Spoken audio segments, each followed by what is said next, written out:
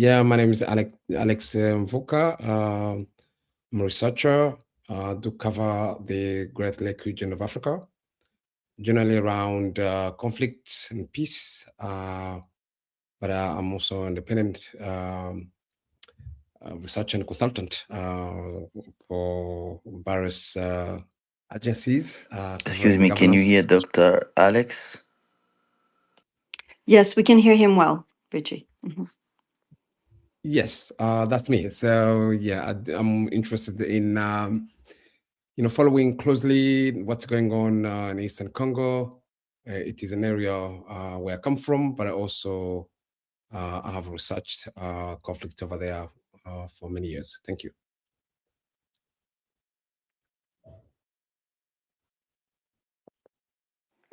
Thank you so much, Dr. Mbuka. I'm going to introduce myself. Let me know if you can hear me. Can you hear me, Dr. Mbuka? Yes, I can hear you. Okay, I think today the space is having some technical difficulties.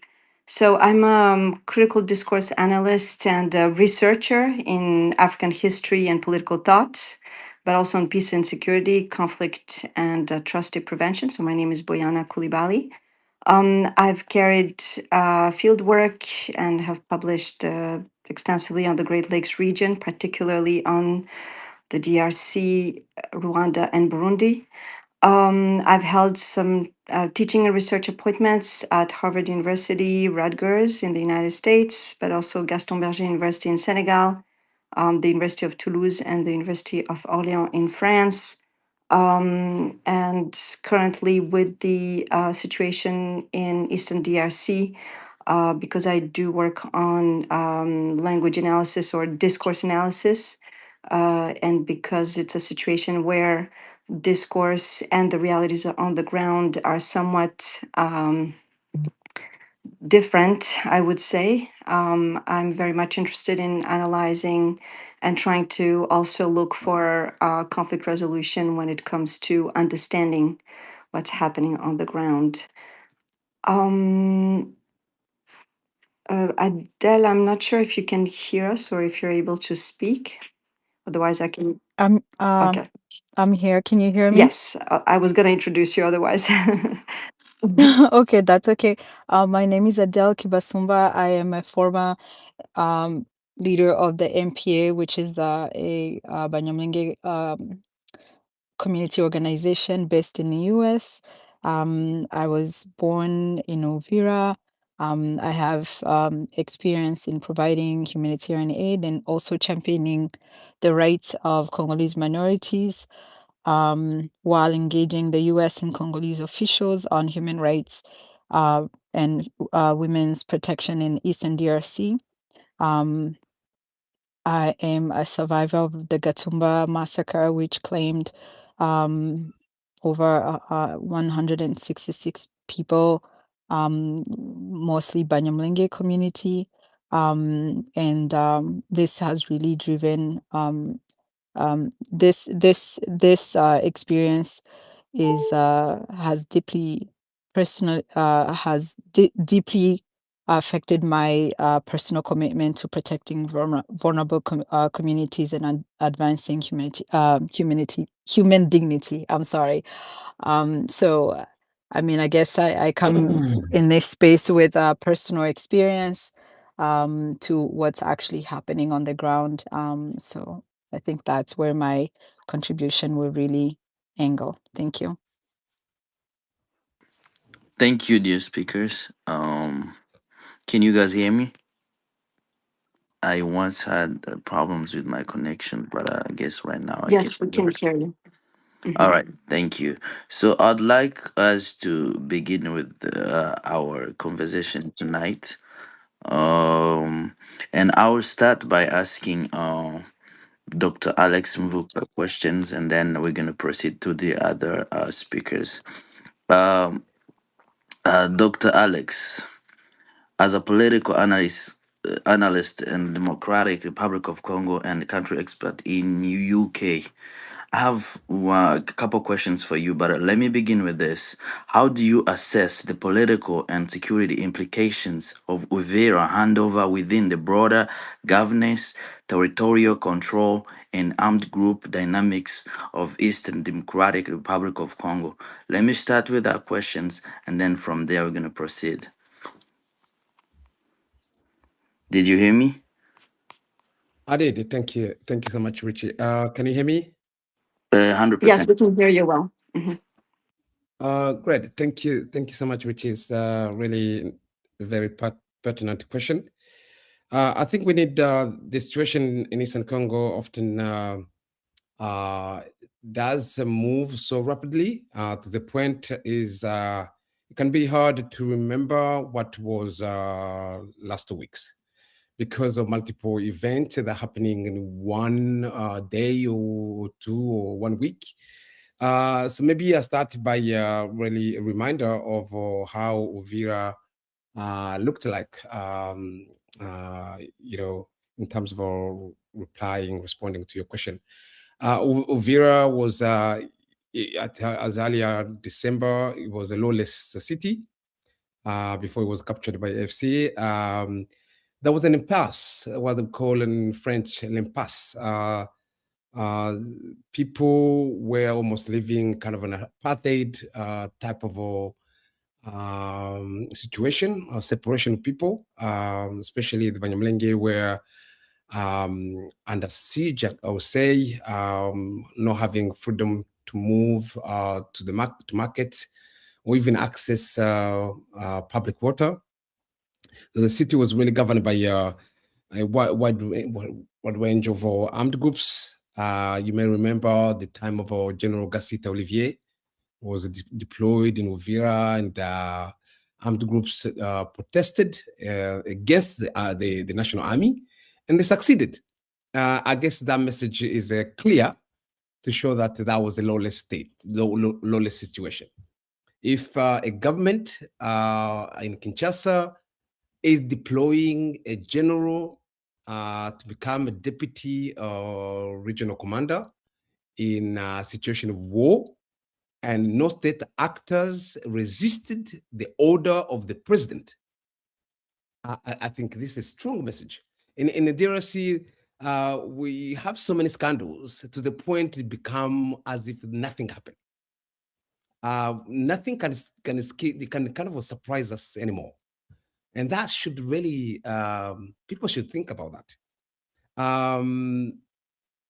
There was really a general blockade imposed on the Banyamulenge in the high plateau. So Uvira is an entry point to the high plateau of Uvira Itombwe, Uvira Mwenga and Fizi territories. You're talking about territorial entities and governance in your question. It was more than 1 year, although the situation in the high plateau has been there for the last 8 years. But at the blockade, really, where people became, it became almost impossible for those who are hunted to move from Uvira, move goods or just individuals traveling from Uvira to the high plateau. That was the situation. So basically, the territorial entities were not under the control of the government. So it was up to grab. Anyone can grab them. That was the situation. So during the dialogue, the signature of peace process in Washington, before, during, and after, there was multiplied attacks by Burundian forces and the FARDC. This where I found really there was some kind of naivety of the mediators. If they have not been following closely what was the situation happening before they signed the peace process. Uvira was as if the surprise, but the war and the attacks by drones had not stopped anywhere. So it was really a huge mistake by mediator to demand the FC to leave Uvira without really a proper force to regulate the city. It was a public danger. It was really the opposite of responsibility to protect the international law that many countries really should abide to. So it was politically impossible to apply an order in an area where the population holding guns, and the army and armed groups, you cannot make any difference of those actors. There was no way you can make any difference of who is who. So that is the situation of lawlessness and the whole idea of a failed state, where a country is not able to regulate relationship between the groups of people, and where it has no capacity to implement the law.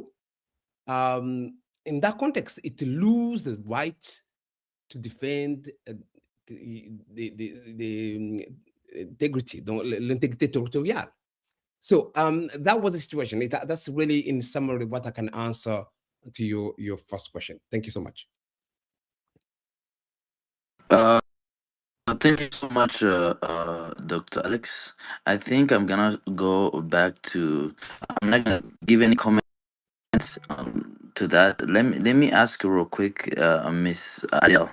Adele, as a Congolese community advocacy leader, I have a question for you. I have a couple of questions, but I have one I want to start with. How do Congolese communities interpret the Uvira handover and subsequent security developments? And in what ways do these interpretations diverge from international policy assumptions? Um, Richie, can you hear me? Yeah, I can hear you. Yeah. Yeah.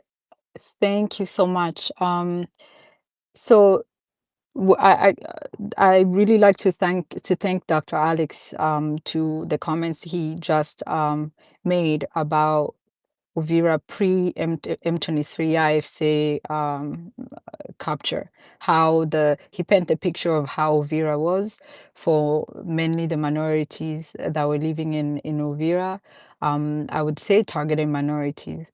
In Uvira, they had self-imposed curfews because they couldn't really move at certain time. You had everyone in the city had a gun except the Banyamulenge, and all those Wazalendo militias are all pro-government aligned.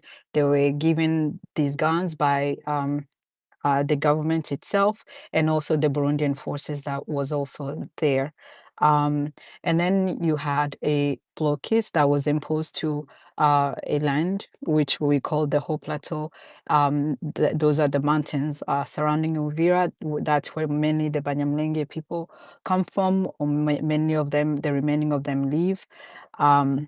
So there was a total blockade where people could not move from one direction to another. There was no trade. The price of goods had skyrocketed to 500,000% of what they used to buy essential goods. So initially, the M23 moved to prevent this blockade, because the humanitarian blockade that was imposed to Banyamulenge in the whole plateau, also in Uvira, was something that was not tolerable. It was being used. The humanitarian blockade was being used. The hunger was being used as a weapon to basically break the resistance of Banyamulenge, who have been resisting a genocide since 2017. And so M23 made a decision to capture Uvira as a rescue mechanism to release or to decompress the pressure on the blockade that was being imposed in the whole plateau and also in Uvira.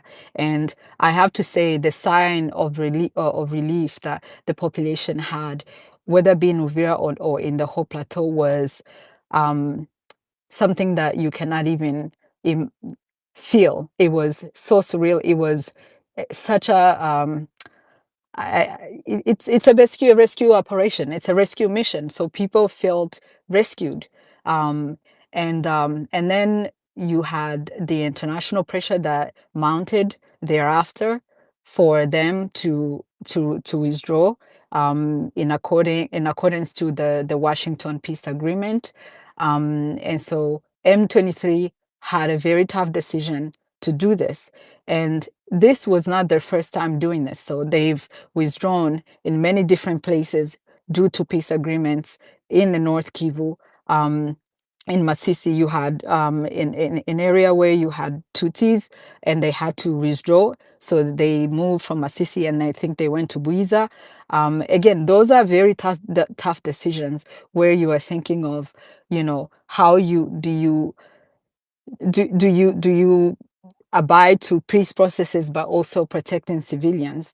A lot of times, in my opinion, it seems like all that it falls on the M23, not the other actors, not the government, not the international actors that are pressuring or putting this pressure on peace processes to be abide to. Only M23 abides to the peace process, but not the government, but not the international pressure actors that are All right, can you putting hear this me? pressure on. And in this case, I can hear you. Can you hear me?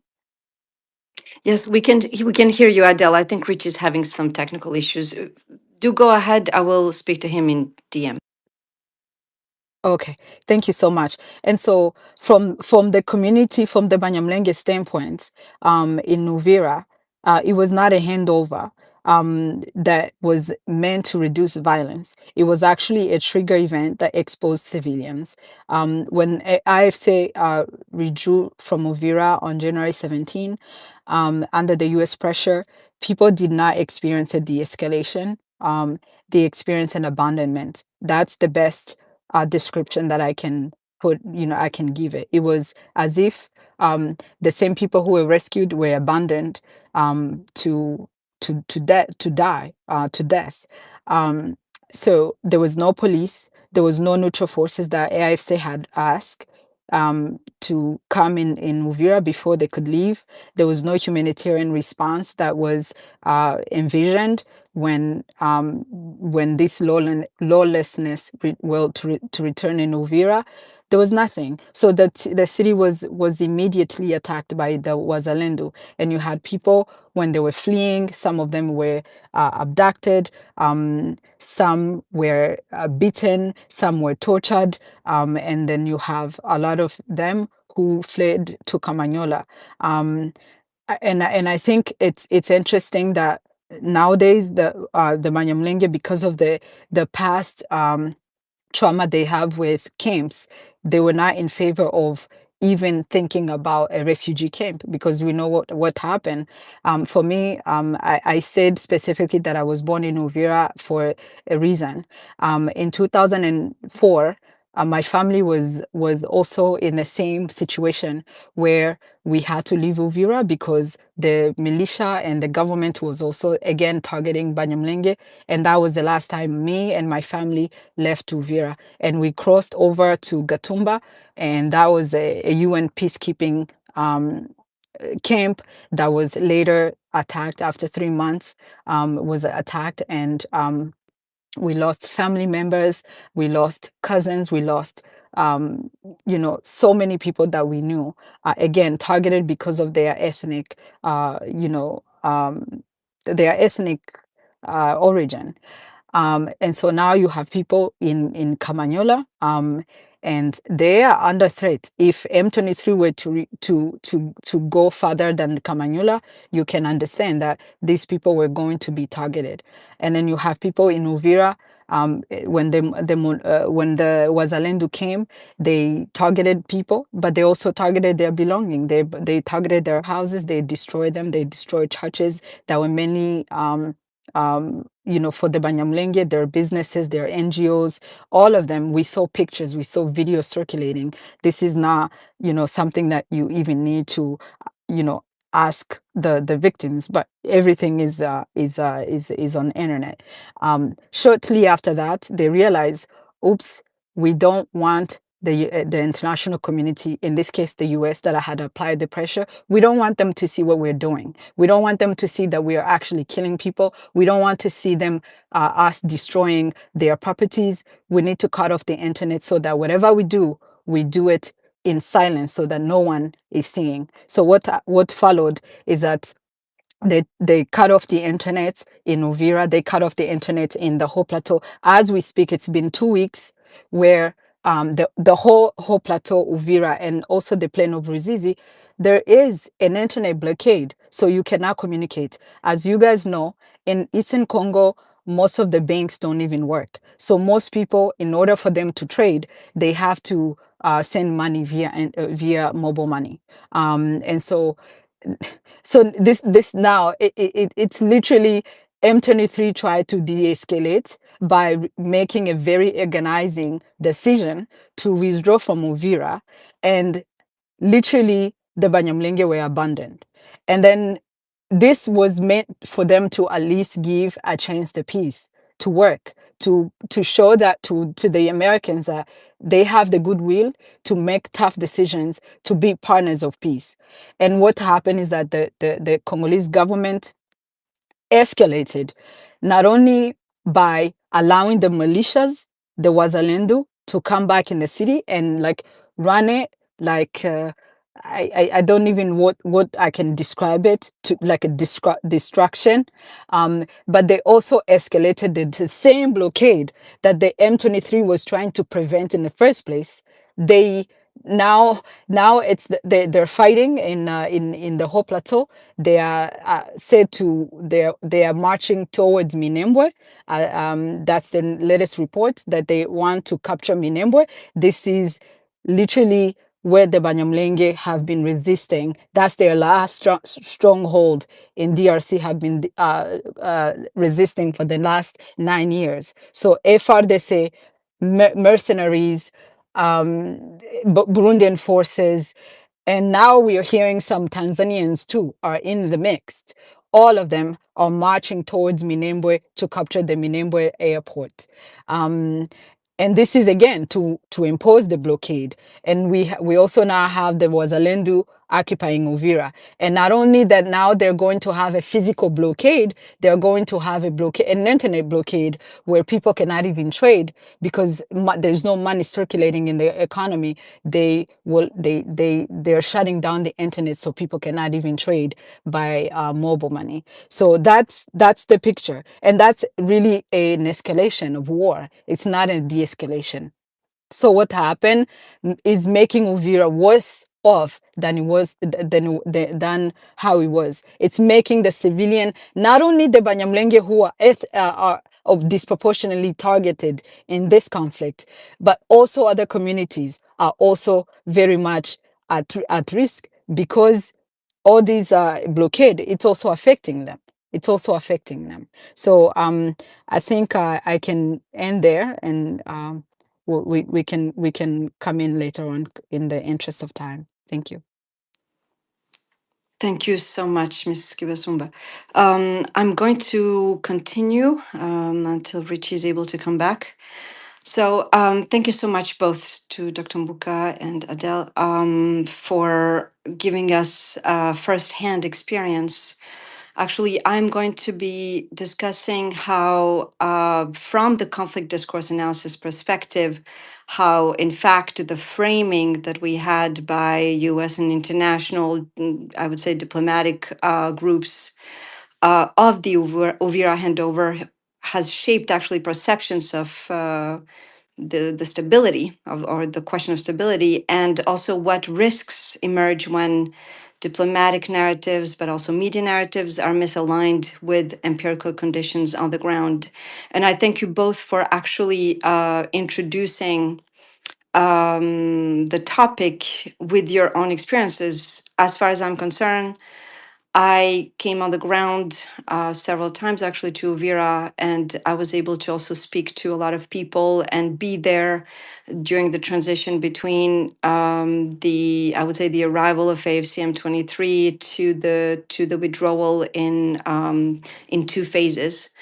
And for example, when it comes to narratives, we hear today how Kinshasa, for example, or how the DRC government is framing a narrative around the question of the Banyamulenge, for example, saying that they're being instrumentalized, that they're being used. And yet we have here both of you with your own experiences, and it's not just from today, your experiences of being both born over there in Uvira or High Plateau and Minembwe, etc., for having lived there, for having family there. We can see here how your experiences are so different from the narrative that is being conveyed in Kinshasa and which is being amplified elsewhere. So, to add to that, the issue that we have is that we are in a context of post truth, which nowadays leads to post reality, which means that nobody is being held accountable for the actual violations of human rights, for the actual crimes that are being committed by the groups that are allowed and enabled today by Kinshasa, but also by some of those international institutions who are drafting and voting resolutions that continue enabling those same groups to commit the crimes that they commit. So we are in a post-truth kind of narrative where we use racist theories of foreign invasion. For example, I would say that for those people that I've spoken to since from February to December, which is from the date that the Wazalendo slash FDLR slash FRDC and all the Mai Mai have, and the Burundian troops have occupied Uvira, for example. We've heard people from members from the Banyamulenge community who would say that they were renamed. So they would not be called Banyamulenge anymore, but Banyarwanda, which in that specific context meant Rwandans. So not even Congolese anymore. So we do have the situation where a racist theory of foreign invasion, the theory of foreigners, so some form of invasion of immigrants, if you like, that we hear in many countries, becomes kind of the mainstream narrative that is going to endorse, encourage, and enable the violence against those communities quite naturally, although those communities are in their home country or on their home territory for generations and generations. And we've seen that. This is something that I've also had as experience with the Banyamulenge who have fled Uvira when M23 has withdrawn these past 2 weeks, where the community, the 200 or so families that fled to Camanyola have explained that since 2017, they have not had peace except for the month that AFCM 23 was there, and that they have removed these negative groups, armed groups such as Mai Wazalendo, FDLR, and so on. So I want to add that interests by the international community and Kinshasa has prevailed over ethical values, the values that are supposed to protect vulnerable communities, like in this case, the Banyamulenge community, but also other communities or Kinyarwanda communities in the North Kivu. For example, Adele just mentioned the blockade.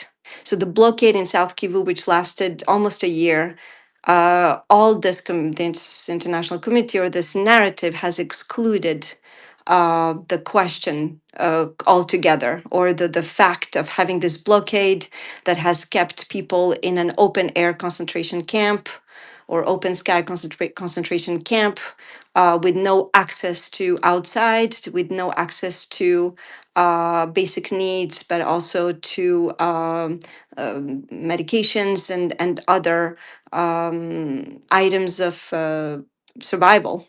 Within that narrative, we have the whole question of FDLR, which conveys a certain ideology, again, same ideology of genocide, ideology of the theory of the foreigner. We have consistently had this question of FDLR being used in the narrative as being a pretext, which means that the whole narrative, or the actual history, the truth about the genocide of 1994, the genocide against the Tutsi in Rwanda, becomes a story of like an anecdotal story. So it becomes kind of put in parenthesis, and we accept that there is a genocide ideology that is being kind of existing in Uvira, with all the things that Alex and Adele just mentioned, which is hate speech. We've had hate speech for the whole time since February to December, disseminated on radios every morning. We've had people like Justin Bitakwira, who is known for his hate speech narrative, to be going on these radios and disseminating this discourse. So we can see today, and I'll stop to that for now, how this narrative is even now used in Rubaya. We've had a huge accident, a tragedy, which killed people in the mine. And the one thing that we are focused on is Rwanda and AFCM 23, when until a year and a half ago, it was the FDLR that were controlling this mine with the government of Kinshasa, particularly under Tshisekedi. So we're using all these narratives in a way to veil failure of governance that is supposed to protect everyone the same, and not just those who are in the government having political positions and so on. So I'll stop to that, and we can continue on this topic later. Thank you so much.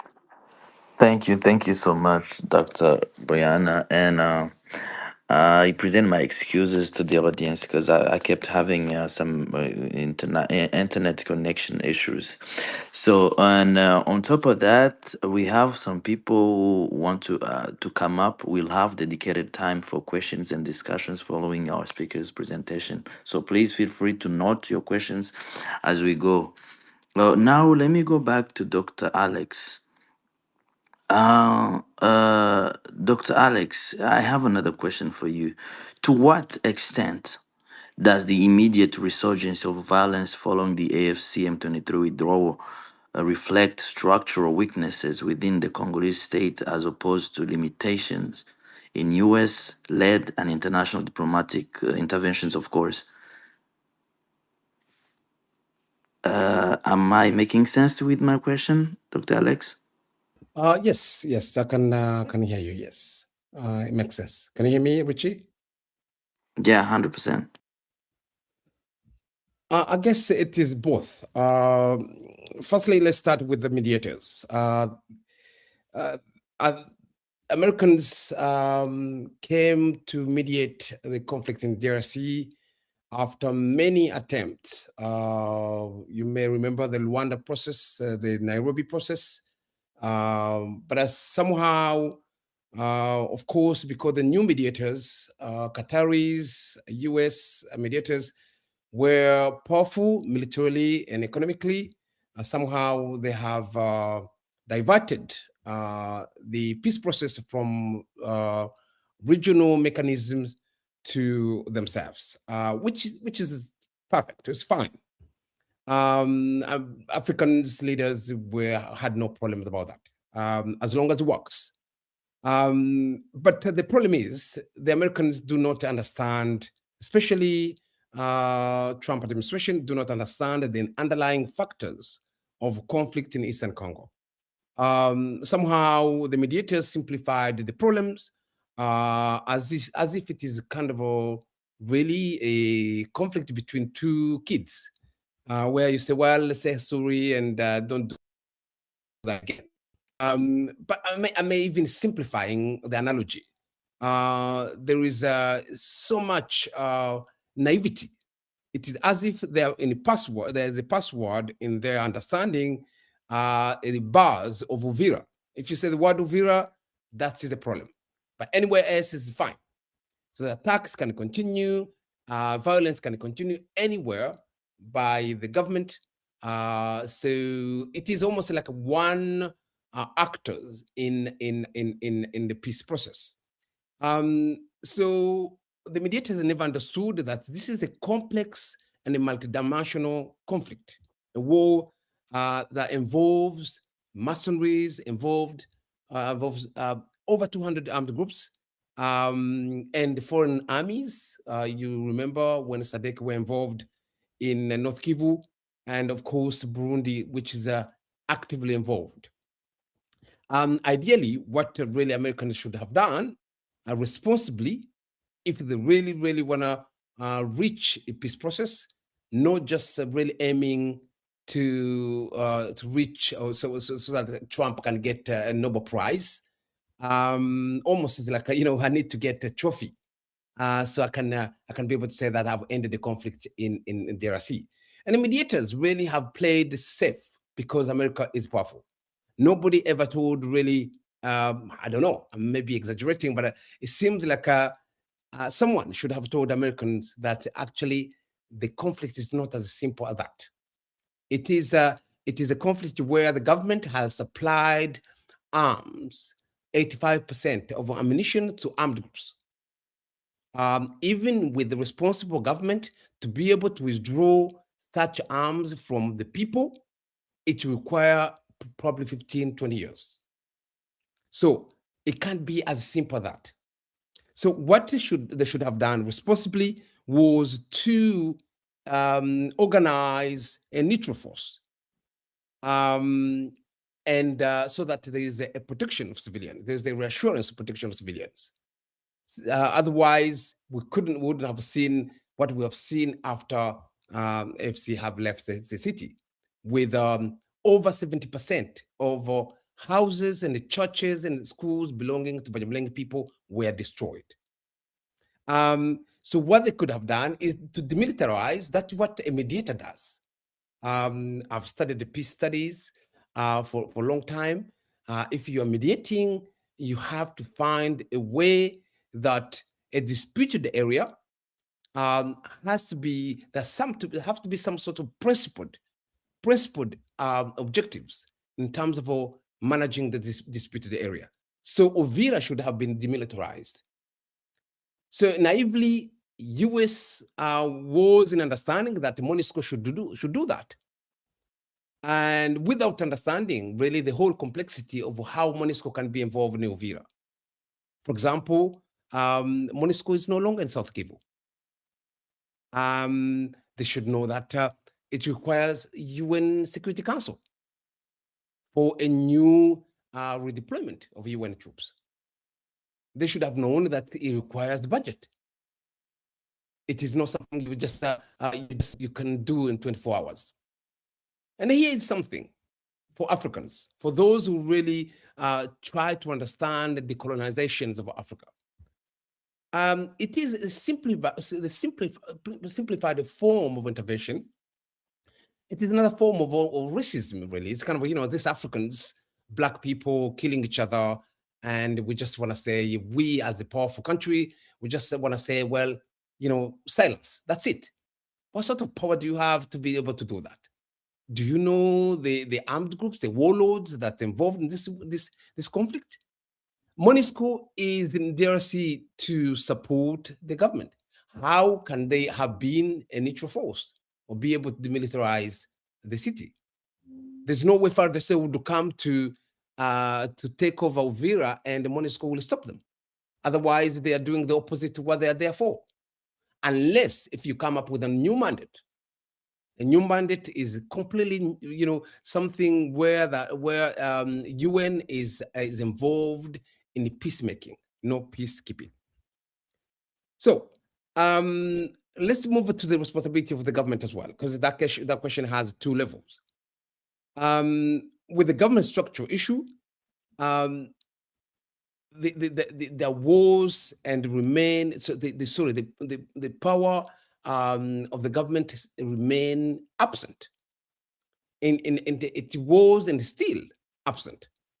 If the government has no power to impose peace in a situation like Uvira, or a power to control the armed groups, then there is a problem.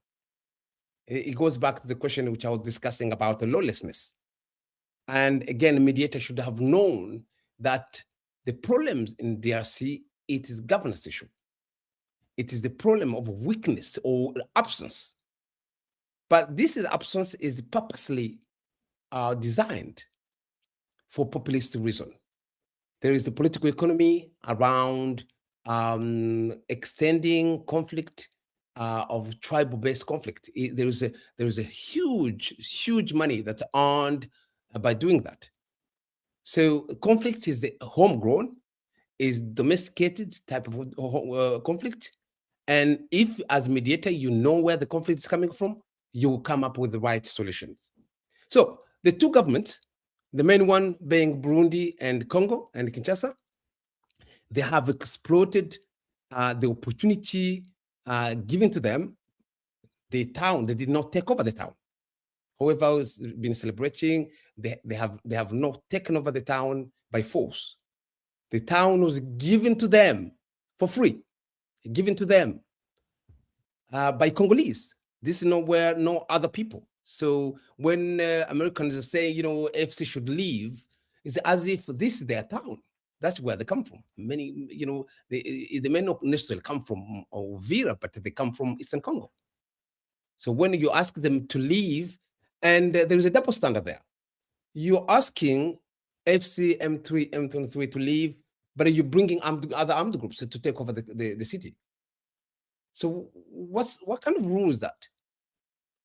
So there's a rebellion, a movement which is organized, they can establish some sort of rules in the territorial administrations, and the chaotic armed groups that are supported by the government. That's what you choose to do. And then you are surprised that the town is no controlled and no law, no police, nothing. And the people are being killed and the houses are being looted and destroyed. So these two governments have exploited the opportunity to apply the blockade again. So what kind of peace is this again? If getting out of the Uvira was about providing the right condition environment for peace to start and dialogue to continue, how come now the war has become even more complex? So there is the redeployment in the high plateau. There are a lot of oppositions being redeployed in the mountains, in the Mitamba area, in the Kajoka area. We hear last few days with the drones in bombing populations in Minembwe from Friday and today as well. Started with 6 drones, later 10 drones. Today there was 9. So understand the impact that is having psychologically on the people of Banyamulenge people. And this is nothing new. It is not that there is a threat in the high plateau. It has been going on for last 8 years before AFC. If you make, government of Kinshasa would come up with an idea that, look, we are trying to destroy any possibility that there will be, the South Kivu will be controlled by rebel groups. Well, 8 years ago, there wasn't any M23. Why were you conducting ethnic cleansing in high plateau? It does not make sense. So the new phenomenon of drones attack, it is not because there is a new threat. There was never a threat. There were people that the government does not want. A government that really behave, I would say, worse than the armed groups. So using tribal ideas and rhetoric and hate speech to sustain, to access or sustain yourself in power, as means to cancel or steal elections, as means to change constitutions, as a way to mobilize people because you have not been able to deliver. And then you say there is a threat. Minembwe became, I've been kind of really trying to compare the proportionality of deployment versus threat. And I realized that Minembwe is the third most militarized place in the world. After in Donbass and the border between South Korea and North Korea. Why in Minembwe is militarized such way? There was a time where there was 7,000 soldiers in Minembwe. That was, we're talking about 3-4 years ago, before resurgency of M23. Why there was 7,000 in Minembwe? When you have been able to destroy 85% of the villages or people, simply because of their ethnicity. And they group themselves, you group themselves in kind of a concentration camps, and you still impose an army as big as 7,000 people. And no long time ago, there was about in one point in a place called Point Zero, which many people have heard about. There was 5,000 people in that one point, and 2 battalions of Burundian. So we're here today that the Tanzanians are involved as well. So maybe I'm kind of diverting from your question with further comments, but you understand the two complexity, sort of the two issues: the mediators, obstacles, and naivety in understanding the conflict of the DRC, and of course the structural problem of the governance of government of the DRC and the partners. Thank you. Thank you, Dr. Alex. I guess we'll come back to that question about the Tanzanians and all that. I know. Let me go real quick to Adele. I know she doesn't have a long time with us, and but the thing is, I cannot let you go before I ask you this one last question. Adele, what role can diaspora-based advocacy and community-centered engagement play in strengthening accountability, inclusivity, and local ownership in peace-building processes in Eastern Democratic Republic of Congo?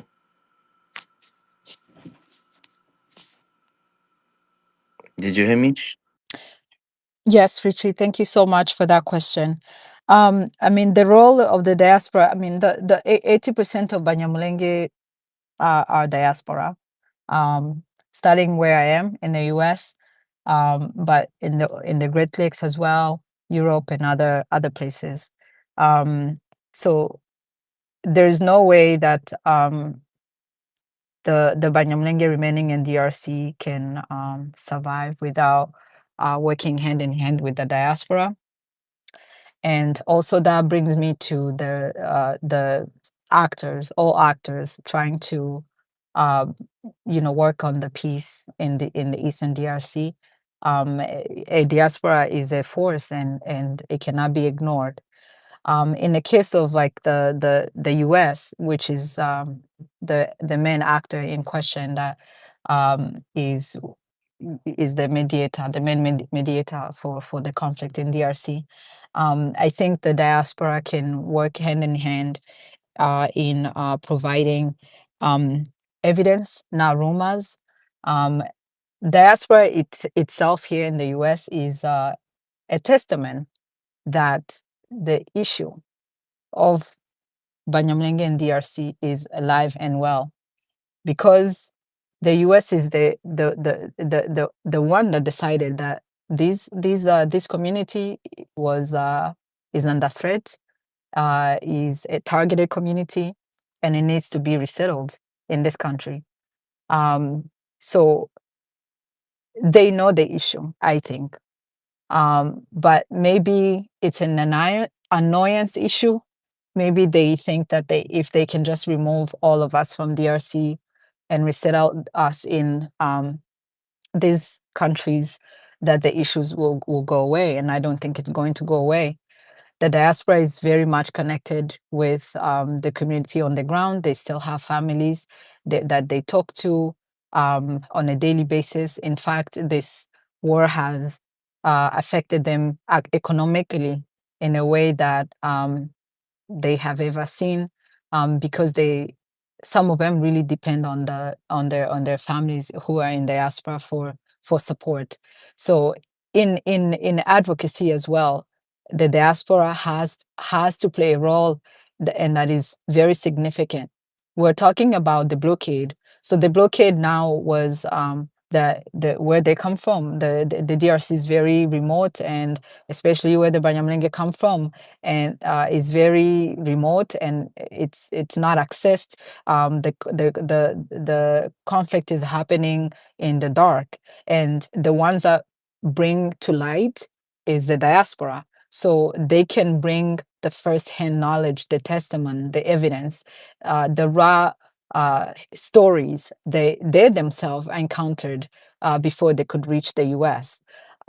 So the role is so it's so significant that no actors should really ignore the diaspora, nor the diaspora should ignore their impact on what they can do to really bring a positive change to this conflict. We're talking hundreds and thousands of this community, the Tutsi Congolese community here in the U.S. itself, and they have become Americans, so they have a voice to at the table. I do have to implore one thing that I've noticed with regards to the U.S. government when it started getting itself involved in the DRC conflict is that they have been the Congolese government has been using Banyamulenge from Kinshasa to come testify to some officials here in the U.S. that the issue is not that the Banyamulenge are targeted. It's actually the issues that the Rwandan intervention in Congo. And there's a hypocrisy because the U.S. has over thousands of Tutsi community here in the U.S. who they brought themselves under a very strict vetting process as refugees, who are a minority that is targeted. Some of them have been evacuated from Beni, like since 30 years ago, and they're here as Americans, as the Congolese Americans, and yet the Congolese government can come and manipulate the U.S. government to tell them that, oh, actually, the Banyamulenge are well and good here in this country. They have access to government positions. They are.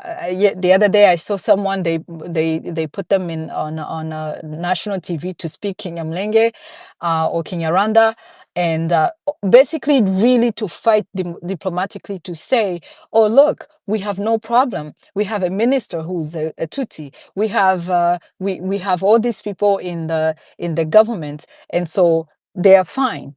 These people are in Kinshasa. Kinshasa from Kinshasa to Eastern DRC, it's basically, they're also themselves a diaspora. They are so disconnected to the reality of the Eastern DRC.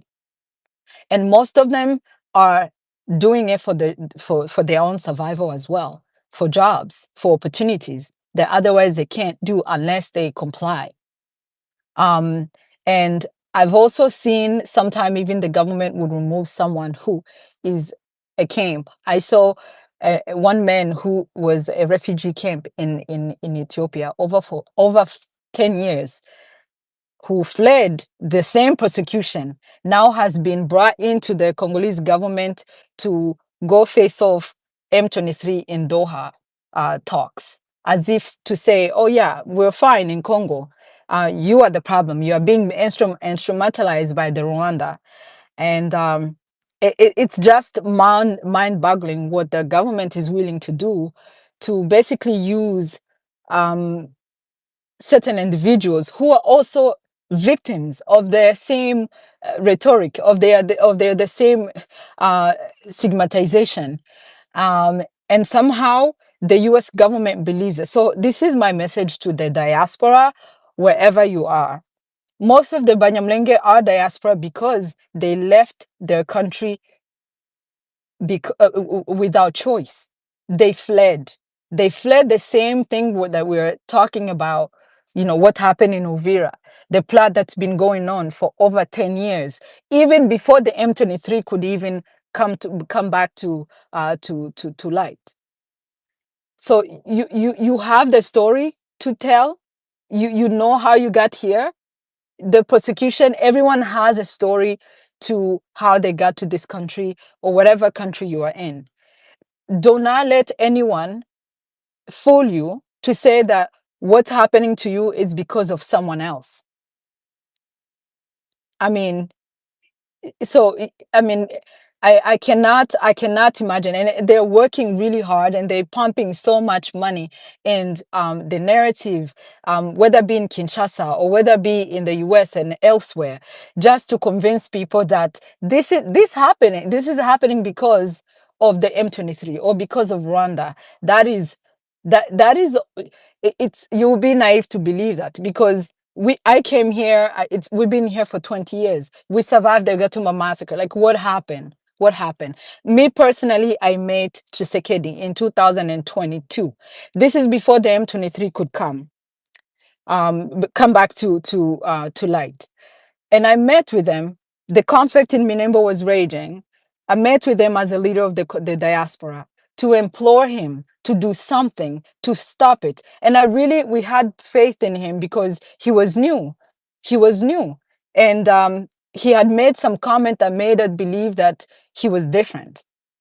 And I did not get anything tangible from him that really showed that he actually cared about the South Kivu. He only cares about South Kivu. He only cares about the whole Eastern Congo because he really wants to stay in power. So he's using this issue to show as if he's doing something for the country, but he really is not. After Tshisekedi, I personally met the president of Burundi, Ndayishimiye, in 2022 when he was deploying the Burundian forces in the whole plateau.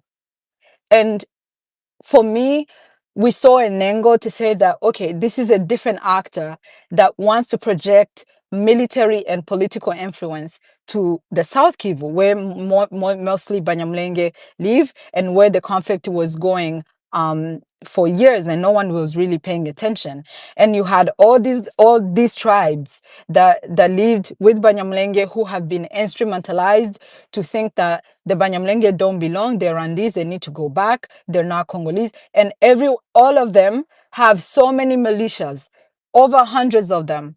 And every militia, their common interests amongst all of them are to kill one single community, a Tutsi community in DRC. And so when I met the president of Burundi, I implored him and I said, you are coming here as a neutral force. You are coming here as a neutral force. You have this one community that is targeted by all these other communities, abetted by their own government. So you really need to come in if you want to project this political or military influence in this part of the country. You have to unite these communities to stop killing or targeting one minority group. And maybe they can, sorry, can you hear me? We Yes. can hear you. We can hear you. Okay, thank you so much. So to discuss ways that he could help South Kivu and unite all the communities in South Kivu so that we can have this war against the Banyamulenge stop.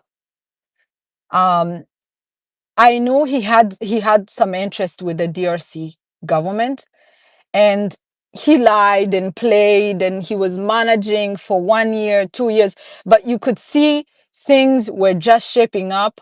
He actually I believe he's the one that advised the DRC government to form the Wazalendo, to take all these militias and bring them together so that they can be aligned by the government and also by the Burundian force, so they can now attack their common enemy, who are Tutsis.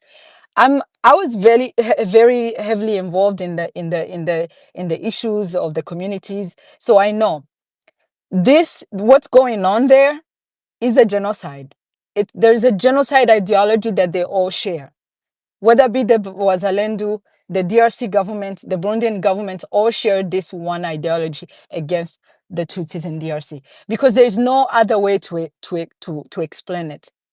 I can understand the US wanting money, or sorry, the minerals. I can understand that they're outsiders. They don't have any connection. They don't have to deal with the long-term consequences of what's happening there. All they want is just to extract minerals and go back to their country and make more money. But Burundi is there forever. All these Wazalendo are in DRC forever. The DRC government is there, is going to be there.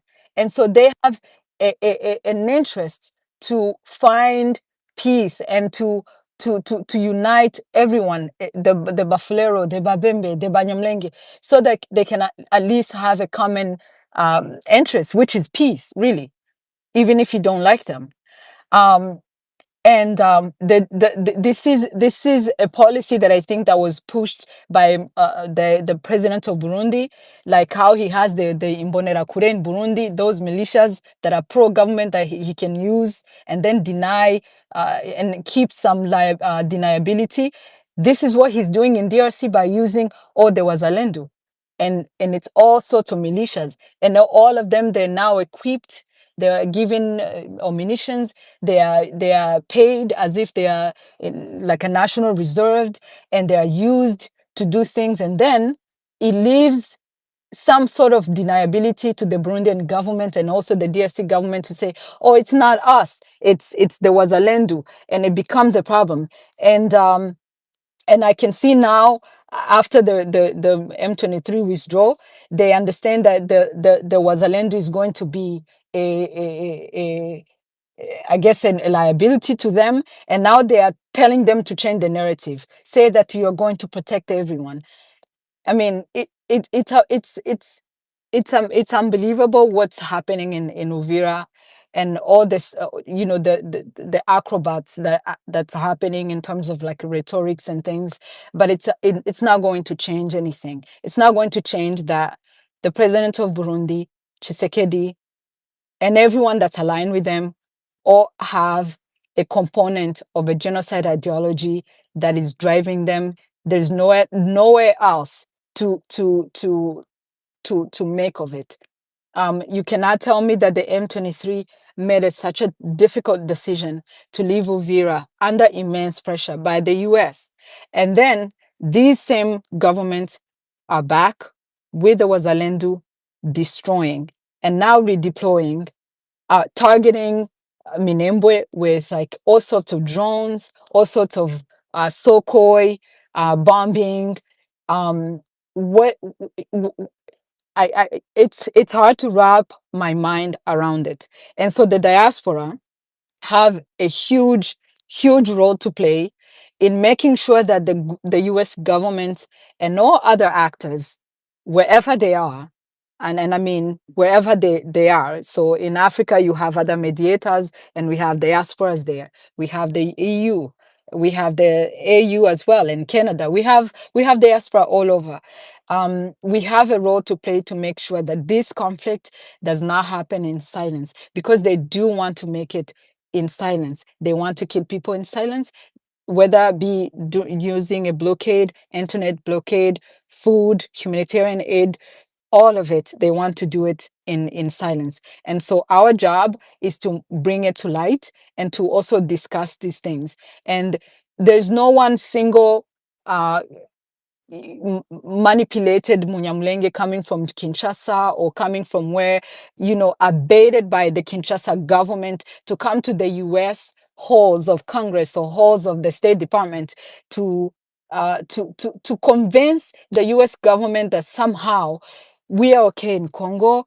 Somehow the problem is Rwanda. We know that. Even if Rwanda were to, to basically wash their hands and say we're going to remove the defensive measures and we're just going to wait here, we're not going to be okay. We're not going to be okay. The responsibility to protect has to be at the front.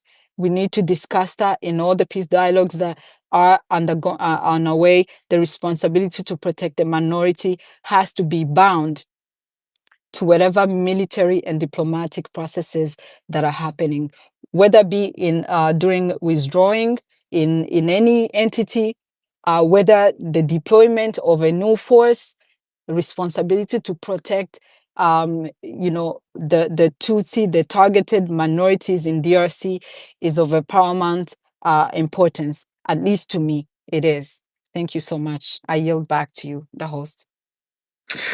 Thank you so much, Adele, and thank you for your contribution. And whenever you feel free to leave, just we say thank you for your contribution. And if you still have more time to stay with us, please stay, because I believe that we're gonna have a session of Q&A right after the presentation of all the speakers.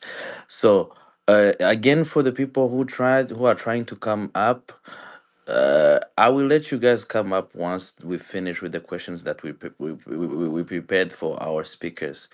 Without going further, I'll also go next question to Dr. Boyana. But with that being said, I remember one of the things that Adele said. Apparently, it takes one refugee behind the president to rewrite the whole country's story, while the country that he fled remains the same. You know, when he gave an example of the guy who's behind the president's propaganda.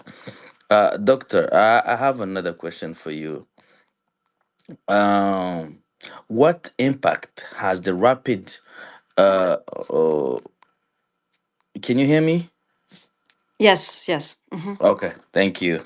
So I have a second question. How do policy language, diplomatic signaling, and dominant security narratives contribute to either the mitigation of reproduction of violence in post withdrawal and transitional conflict settings, such as Eastern Democratic Republic of Congo? I'm asking this knowing your area of expertise. Thank you so much. Can you hear me well? Sure, 100%. Okay. So, absolutely, I think the reproduction of violence or the perpetuation of violence seems to be almost a norm rather than an exception. And once again, I will reiterate everything that my co panelists said here because I think they serve. The entire illustration of the situation. There is within this, I would say, policy implementation, some form of collective punishment of the victim itself. So victims are being blamed for not accepting to die and to be exterminated and to be in exile. Adele was mentioning earlier how 80%, if not more, of the Banyamulenge community is a diaspora. We will, according to HCR, we have actually over 1 million of Congolese refugees in neighboring countries for the past 30 years. So many are coming back in some of the areas that are currently under administration of AFCM 23. But we need to remember that this is a community that for 30 years, so that the Congolese Tutsi from North Kivu and South Kivu, that for 30 years have been living generation after generation in refugee camps. So when that same community says we do not accept any longer to be targeted, exterminated, and to die, they become blamed. This is where the word sanctions come in, where we're sanctioning, we are asking to sanction that same community. And when it's not sanctions, we're actually committing these assassinations. I'm going to remind here the death of, or the killing of Colonel Macanica, who was the former leader of the Twirwanejo group, which is a group that is a self-defense group of the Banyamulenge community, and this happened in February. Um, so a drone was used to assassinate a leader who was promoting self-defense, and this was disseminating the idea or spreading the idea of survival of that community. The perpetuation of violence, I think, is very clearly illustrated in what happened in Uvira 12 hours after the withdrawal of AFCM 23. So we had this outburst of violence. Actually, as we were there when AFCM 23 was leaving, we could already hear gunshots, and we could hear the Wazalendo and the coalition armed by Kinshasa around Uvira, only waiting for FCM 23 to leave. Then we've seen situations or scenes of looting. We've seen scenes of attacks against people, property, and the same type of violence that we've seen from February to December came back, and it was almost unofficial violence. It was endorsed by the government of Kinshasa. We've had all these government officials that came and almost inaugurated this type of violence that was not only symbolical. So we see here how this Uvira violence is an illustration of how mechanisms that are based on politicized discourse rather than reality are going to lead to the perpetuation of violence. So therefore, there is no prospect for sustainable peace when we are completely distorting this reality and even ignoring, deciding to ignore that there is a targeted community and looking for all of these forms of excuses that, yeah, but AFCM 23 is manipulating, is instrumentalizing, when it's not AFCM 23. The ultimate target is Rwanda, of course, because AFCM 23, where Congolese cannot actually decide to defend themselves. I mean, I'm being sarcastic or ironical. What is also the opposite of achieving sustainable solution is, for example, the foreign minister of Belgium, Prévost, who said that Burundi was a stabilizing force. Adele was talking about Burundi earlier. We need to understand that, and she was actually saying that they're there to stay, which I'm going to relate to. The project of genocide ideology, which is the project of FDLR, before that, the Interahamwe and the ex-FAR, who fled and created this government in exile. The ultimate project is what they called the change of regime in Rwanda, but also in Uganda, because the two are always connected in this whole conspiracy theory or this theory of the Hima Tutsi Empire.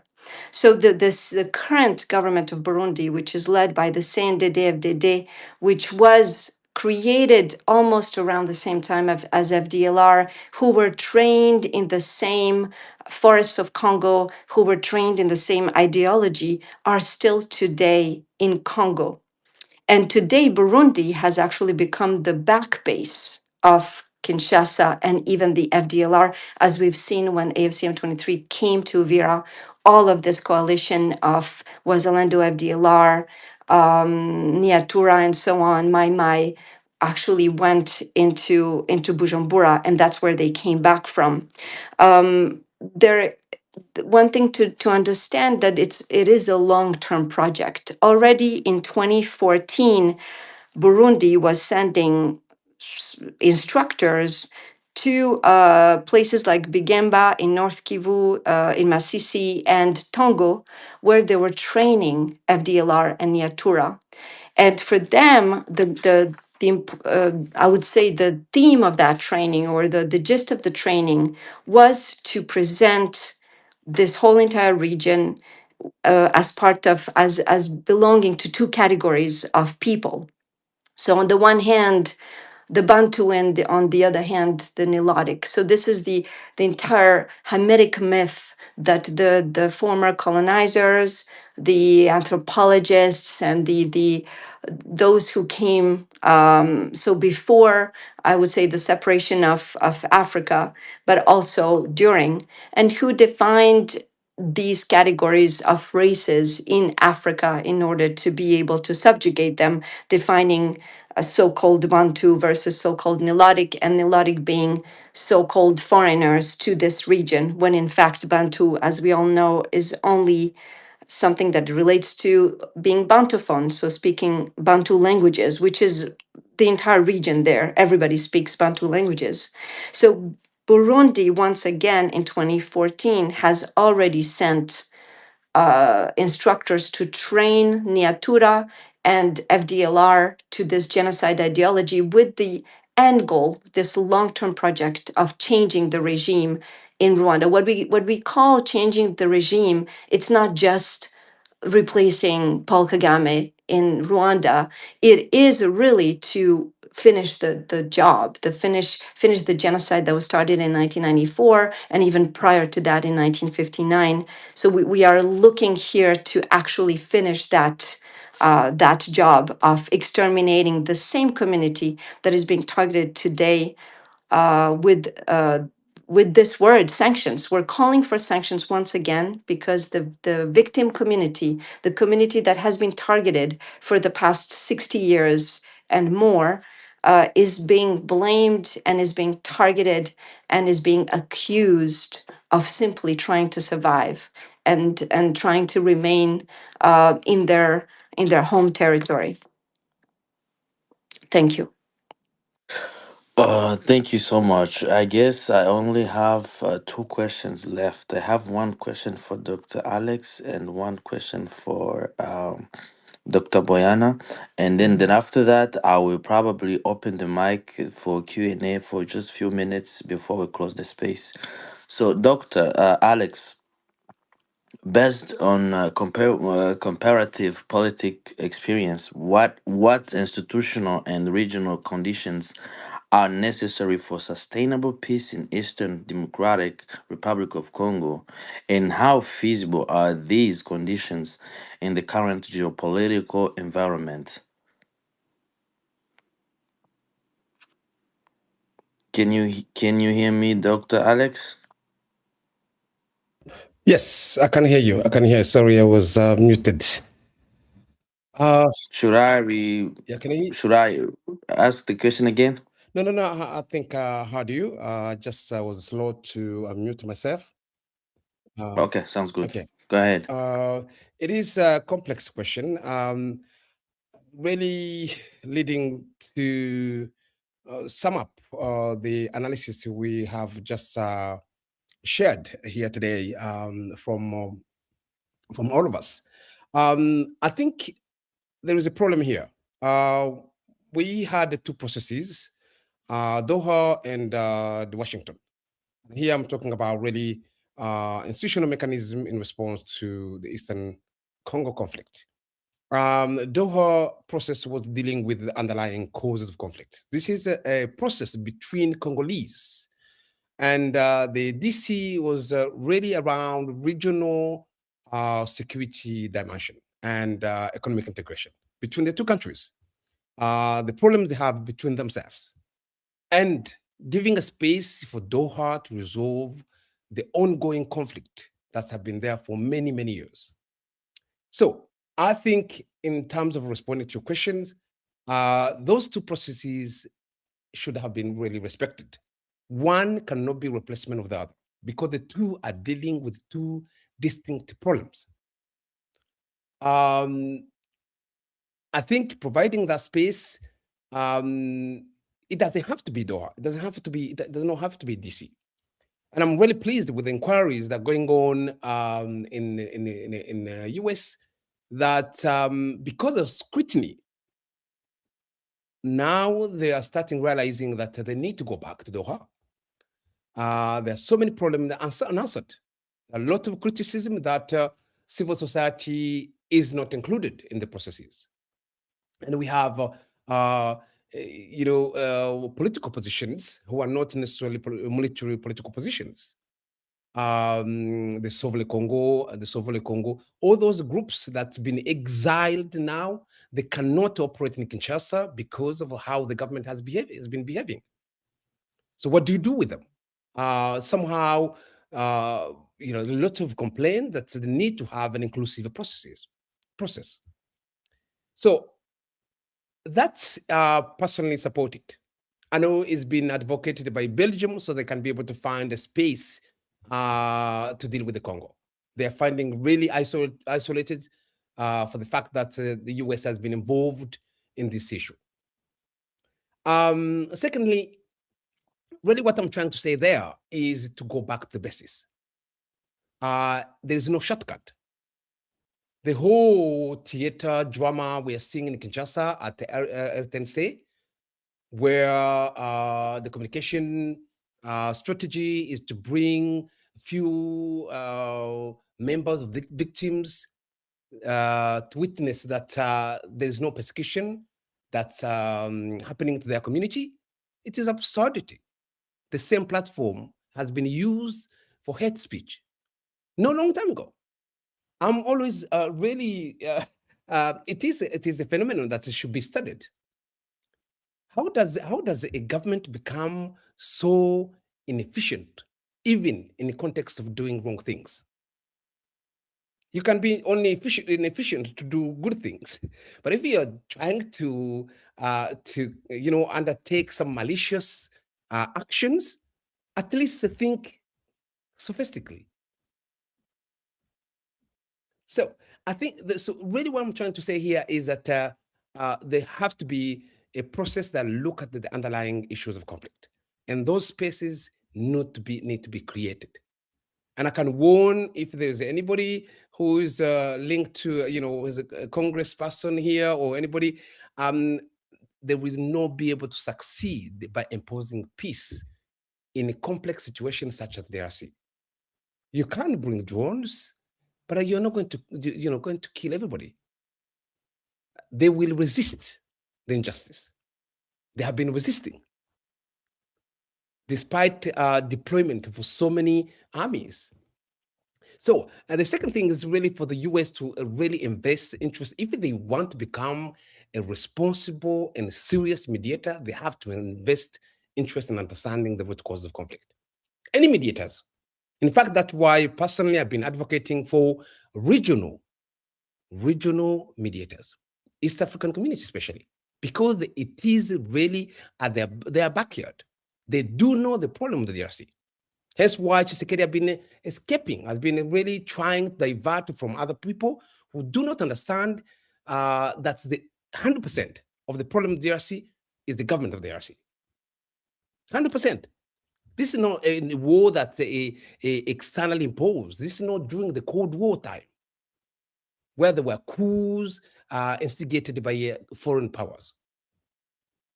This is really a manipulation, a system, an ethnocentric policy that really decided that we can use such rhetorics of hatred to be able to sustain ourselves in power.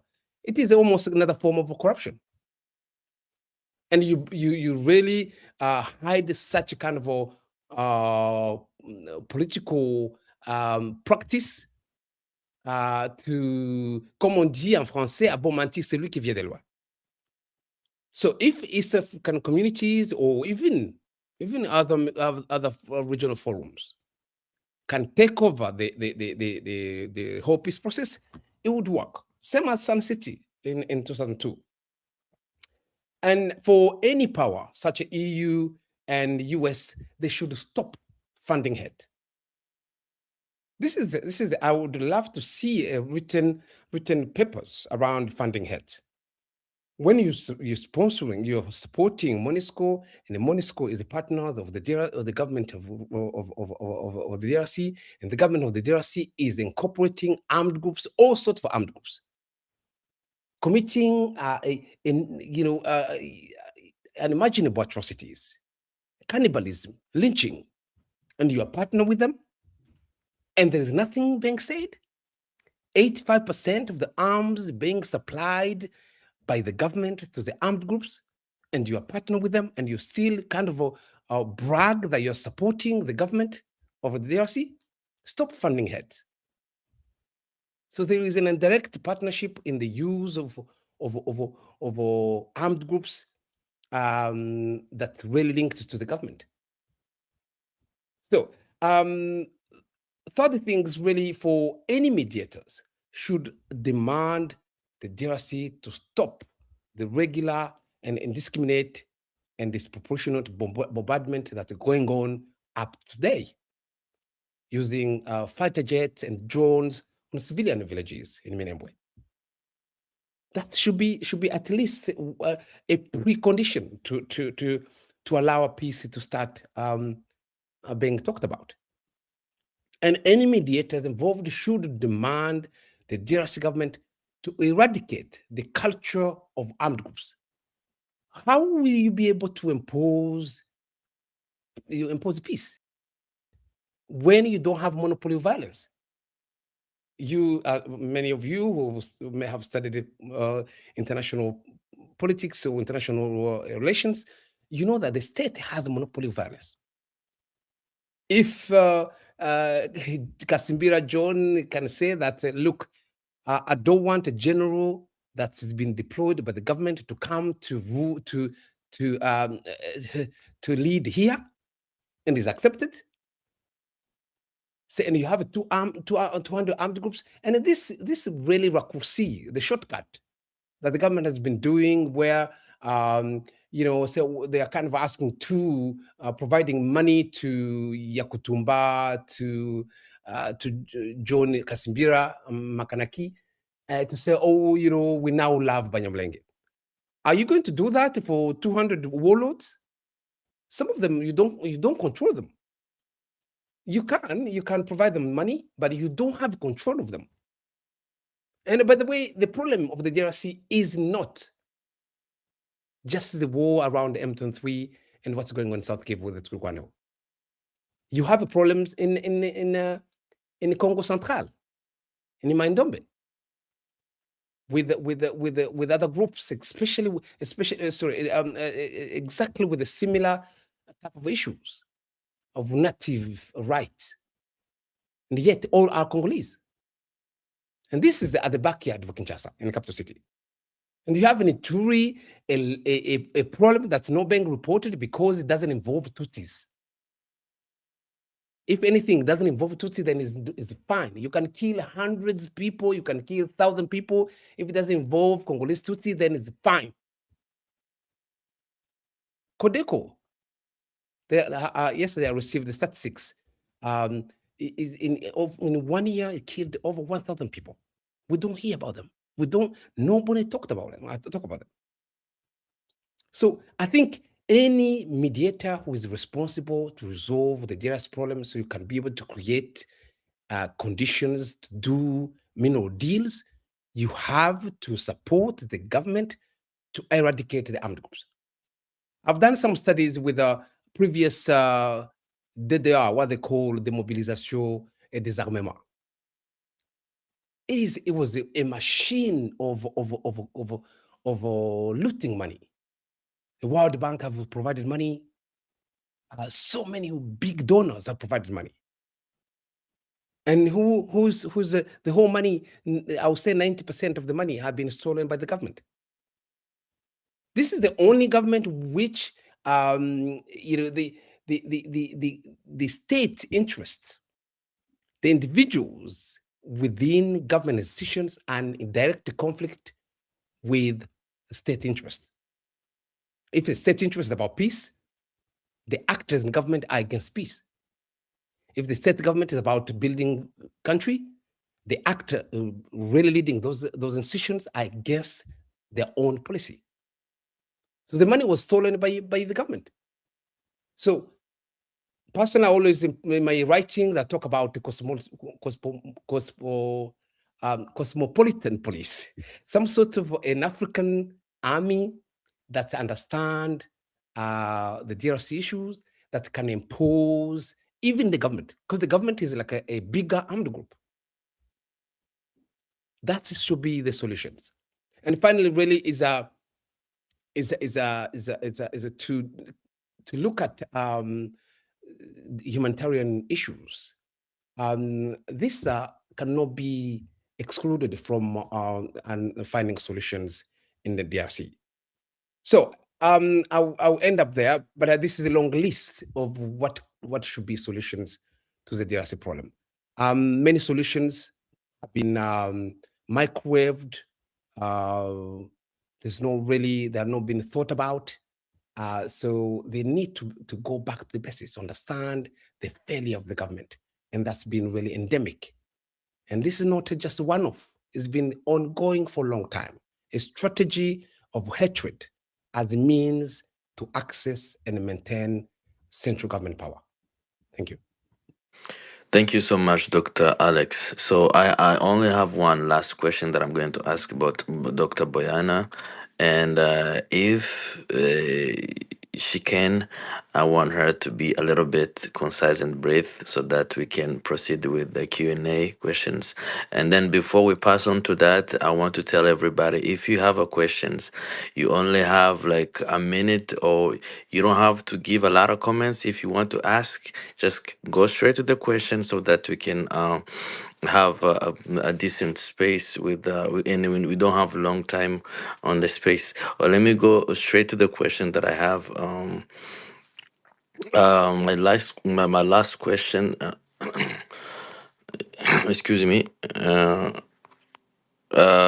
So, doctor, I have a question. What methodological and analytical indicators should scholars like you and policymakers employ to distinguish between substantive conflict resolution and symbolic on short-term stabilization efforts? Thank you so much. I think I will actually continue kind of on what Dr. Mvuka was also discussing earlier, just to conclude on this question. I think that our role as researchers, as specialists, at least on this context, which is the history of the region, is to look at, I would say, diachronic perspective of the region, to look at how history has unfolded, where basically where we come from and where we are heading. Without that, we do not have, I would say, a comprehensive understanding of what is at stake, what the root causes of conflict are. This is why the successive peace agreements or peace attempts, I would say, have always talked about the question of root causes. So basically, what are the root causes of these conflicts?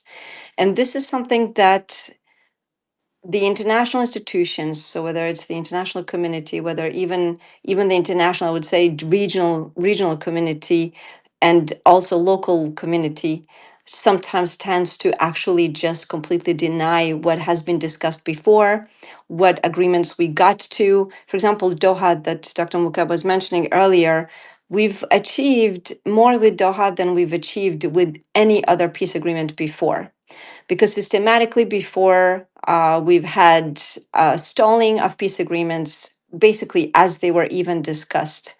Doha has led indeed to several amendments of the agreements themselves, but we are still there. I mean, there's still meetings that are being conducted. Actually, as we speak, and as we speak until Tuesday, there are going to be discussions in Doha between the two delegations of Kinshasa and AFCM 23. Of course, outsourcing issues is not going to be effective in the long run. This is why the Washington Peace Agreement can help decrease the tensions that are taking place regionally, but they're not going to address the root causes of the conflict. This is what is happening in Doha. Therefore, we really need to take into account what can lead to tangible solutions to the issues. I'm going to use one example of how we are basically denying the root causes of the problem that have been ongoing for the past 60 years. The use of mercenaries has not been denounced by all the organizations and all the mediators that are currently working on solving these issues. So we are here sacrificing ethics, we're sacrificing international law, good or due diligence, human rights, and even those mechanisms that have been put in place so we can prevent certain of these actions taking place. Dr. Muka has mentioned drones that are and Sukhoi shellings that have been dropped. Who is piloting those Sukhoi and those drones? These are mercenaries that come from the West that have been invited in order to target people within one's own country. In this case, Kinshasa is bringing in mercenaries that have been there ever since the war started in 2022, early 2022. We've had mercenaries coming in. We've had mercenaries from different countries, and they are still here today. Actually, when AFCM 23 came to Uvira, they ran to Bujumbura and came back again from Bujumbura. Today, they're operating these drones. And we are here in a situation where we are inviting basically white people to come and kill black people in Africa, in our own, in this case, in Congo, in our own space against our own people. So we cannot imagine, and like Dr. Muka was talking about how we are still supporting these groups that are using mercenaries, which we are condemning within our own systems. There's here a lack of lack of accountability as far as the United Nations is concerned. We discussed MONUSCO. MONUSCO is now in Ituri where killings continue, and they're talking about operations of dissuasion. So in at which point are we talking about operations of dissuasion with $2 billion spent per year? So we're not being accountable. We're not holding them accountable when they come to so to speak find solutions. And the same goes for the humanitarian industry, which comes instead of solving issues, which comes to perpetuate dependency. One example, for example, is when the displacement or IDP camps were dismantled by AFCM 23, the international community was crying outrage. And why? Because they're losing their business, or this was their business asset. They can continue to have a need, and once that need is not there anymore, they need to leave, or they need to change their mandate. This is one thing that is really difficult for them to accept. And yet, today, those displaced who left those IDP camps are now able to sustain themselves, at least to begin to sustain themselves or to be safe in the areas or the region of origin where they come from originally, where they are cultivating land. And those NGOs are actually able now to have access to them and to provide some form of assistance. So I think that this is what I just wanted to conclude on, is that we cannot think about long-term solutions or sustainable resolution to conflict if we are not, first of all, holding ourselves accountable to ethics, to human rights, to those values that we promote within these international institutions day and night. That we talk about resolutions and we take into account that we want to hold each other accountable for our actions, and yet we continue to support a government which continues to collaborate with the genocidal force. So ex Interahamwe and FAR that have become FDLR today, that are fully assimilated to the DRC coalition, in addition to, like I mentioned earlier, the CNDD-FDD today in power in Burundi, which is regulated by the same type of genocide ideology that targets a single community. Until we take into account and we hold each other accountable for our own actions, there's not going to be any sustainable resolution to this conflict. Thank you. Thank you so much, Dr. Boyana. I guess now we're going to Q&A questions. Now we have a couple questions that they asked. So I will want you guys to be a little bit brief and very concise when in responding to the questions. So let me start with there is somebody who asked, and then I want to address this to Dr. Alex. And Alex, I want you to be brief with this. My question is, what is the fate of hundreds of Banyamulenge and Tutsi prisoners held by Tshisekedi's regime amid report of torture, bad conditions, and killings? How many are still alive? Why no advocacy from HRW or MONUSCO for their release? Silence or complicity? Suddenly is may not be a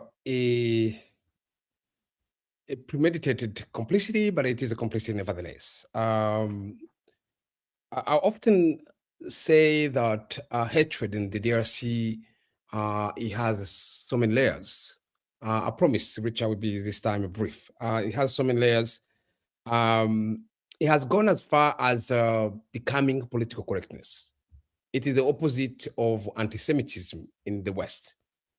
If an ambassador, a UN agency agent, or somebody of public figure um, say something against Holocaust, they will lose their position. In DRC, the opposite. If you don't align yourself with the culture of hatred, especially against Tutsi and Banyamulenge, you'll be kicked out. Your business will end. If you're UN, your business will end. You have to. Recently, I've written an article. I know it wasn't a current affair, but it is an interesting. I'm always interested to look back of some issues. You may remember when Tshisekedi government was trying to ask the MONUSCO to leave, and there were so many demonstrations everywhere in Butembo, in Beni, and Goma too. An attack of MONUSCO's properties. That was a drama. How did that end? It simply was to warn MONUSCO not to interfere in the elections. It was also to pressure the MONUSCO to say something about the war that's going on, or to support the government in the war process. It was also to warn MONUSCO that you cannot report human rights abuses happening anywhere. If you do, we ask you to leave. And of course, all these agencies have interest to work in the DRC. MONUSCO has a huge interest corporately because it's part of our international security agenda. And in terms of our member states who are contributing the troops, there's a lot of money to earn. So all those interests, there's no way can be lost in such a way, simply because they want to talk about prisoners who are being abused and tortured, and then they're coming from minority groups. So hence why they cannot say anything. Ambassadors cannot say anything, otherwise they will lose their diplomatic representation in Kinshasa. That's how it works in DRC. So you cannot be, it's almost like a waterfalls. You cannot go against that energy of the waterfalls. You may remember a Minister of Justice issued a statement to the ambassador of Germany, because the ambassador of Germany had a coffee meeting with the former vice president of the DRC, Azarias Ruberwa. And he said, we discussed about the ongoing persecution of Banyamulenge in South Kivu.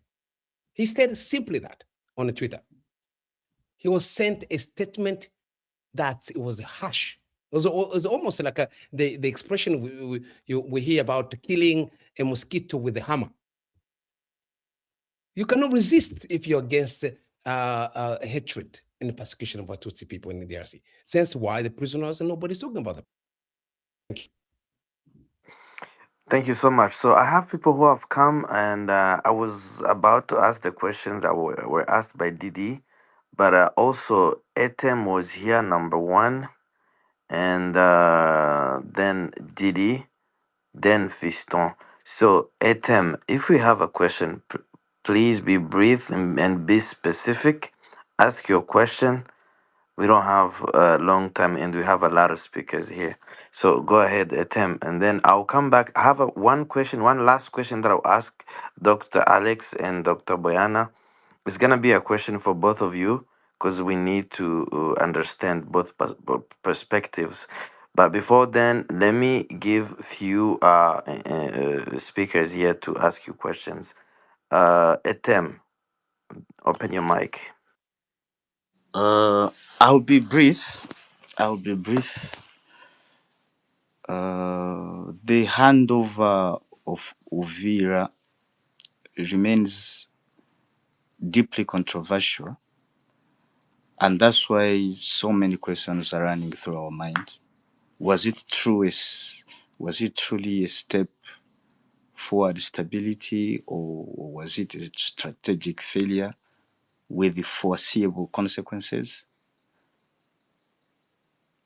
While the official explanation emphasizes de-escalation and restoration of state authority, it is widely understood that US leadership, acting both as mediator and global superpower, played a role in influencing the withdrawal of AFC M23. And what followed raised serious concerns. Almost immediately after AFC M23 withdrew, Wazalendo elements entered Uvira and violence against Banyamulenge civilians resumed. For many on the ground, this consequence reinforced a painful perception that AFC M23 had been the only effective force providing real protection to the population, even if it lacked formal sovereign recognition. Once it left, insecurity returned. In that context, several fundamental questions arise, particularly with a desire to understand how the just cause AFC M23 is fighting for can be supported or can be heard. And the question number one is, if AFC M23 is effectively the force protecting the population, and knowing that in this conflict, it is not about who is right, but who offers what, how can civilians, Congolese living outside the Congo, respond to support AFC M23? And what realistic options exist when the protector of civilians is pressured to withdraw by external powers? And why would AFC M23 accept the withdrawal from Uvira, knowing from past experience, such as Kichanga, where civilians were left vulnerable after a buffer zone arrangement, that similar violence was likely to follow? And how can the just cause they fight for be recognized or supported in such circumstances? Thank you. Thank you. Before they can respond to you, I would also ask Didi. Didi, go ahead because the question aligns with Etem's questions. Go ahead. Um, Thank you, Richie. Thank you for everyone for organizing. I'm also extending my thanks to the two researchers that came and help us understand what's going on. So my questions are in many aspects similar to what ATM was asking, but instead of having two questions, I had prepared two, maybe the same questions to both researchers. The most pressing to me, at least, is like he was just saying, it seems to me as if the AFC M23 is pressured hard. And if we're to compare AFC M23 to the state aligned forces They are just being managed. And so if the international line is to restore state authority, then why did the state authority return alongside militias? Now, in Uvira, reports explicitly mention the FRDC re-entering with the Wazalendo. Now, how is this triage going to resolve the problem? Is this not a policy failure and not just a security concern on the part of the international community? Thank you. Yeah, Dr. Boyana and Alex, briefly, you can answer to this. Yes, thank you so much, Richie and Didi and Tem. I think the question is more or less the same. It's once again about this discrepancy between, I would say, the diplomatic war and the war on the ground. We have, like what we've said so far, this inability of the international community to hold itself accountable to the history of the region and to how even people come to power. As we know, Tshisekedi has not been elected. But this is something that, once again, the international community decides to ignore because the interests, personal interests, are going to precede ethics and accountability and international law and so on. So I think we need to understand that for all of us, even for us here, when we're not on the ground, there is only a little bit we can understand. And we are asking these international actors who probably many of them cannot even place these countries on a map before they're asked to deal with these files. We're asking them to understand what we've been reading about and visiting places we've been visiting for 20 years or so or more. I'm not justifying their actions. What I'm trying to say is that for them, they have a list of priorities, and the number one priorities is what can my country gain from this on that or this or that. And in this case, we have Kinshasa that is going to be pushing for a certain narrative that the international community has to basically deal with. I'm going to give you one example. We are today acknowledging, even through this resolution that they call 2773, that Kinshasa keeps brandishing all the time. In it, it is clearly stated that FDLR, or the neutralization of FDLR, is a precondition to peace. But every time we discuss the question of FDLR, and it's been happening for the past 2-3 years, and we are basically kindly asking FDLR to demobilize, we have a narrative that comes with it. Originally, we had the narrative of, yeah, but this is a pretext used by Rwanda. This at the same time as we had the narrative, which was saying that, yeah, but we don't know if these refugees that are in Rwanda, Uganda, Burundi, Tanzania, are they actually Congolese? We need to have a system in place that determines if they're Congolese or not. And once again, that question is not being asked about FDLR. FDLR, they've been even distributed, voting cards recently, and yet FDLR are specifically refugees that come from Rwanda and that are not, at this time, they're not Congolese citizens unless they've assimilated. And I mean, they have assimilated already. What I'm trying to say is that we are going to be using a certain narrative that we're going to push against that diplomatic arena. So currently, the narrative is to say, yeah, but FDLR combatants are in the zone controlled by AFCM 23. Therefore, it's AFCM 23's problem, not ours. And this is where dishonesty is going to kick in, is that the international community is not going to be able to say, okay, but we know that currently there are FDLR in Uvira. We know that FDLR have also basically installed a headquarters in Walikale, where we've asked also AFCM 23 to withdraw from. So there is international community, like Dr. Alex Muka just said earlier, if they want to maintain their influence, if they want to continue having their interests at least in theory, not necessarily in practice, being responded to, there are things that they're not going to be able to say. There are things that they're not going to be able to do. And at this time, Kinshasa has been pushing for this completely post-real, post-truth reality, talking about balkanization and things like that. So when we are a mediator or a superpower like the United States, we are dealing with one government that is at least recognized. They're even a member of the UN Security Council today. They're a member state. So versus we have what has been defined as a rebel group, which even has received, at least some members have received some sanctions. So for them, it's going to be very difficult to accept that they're actually dealing with AFCM 23. It's like the European Union. The European Union today, and I'll end on this, is collaborating with AFCM 23 through a number of projects, whether it's the hospital in Goma or it was the electric power plant in Ruchuru.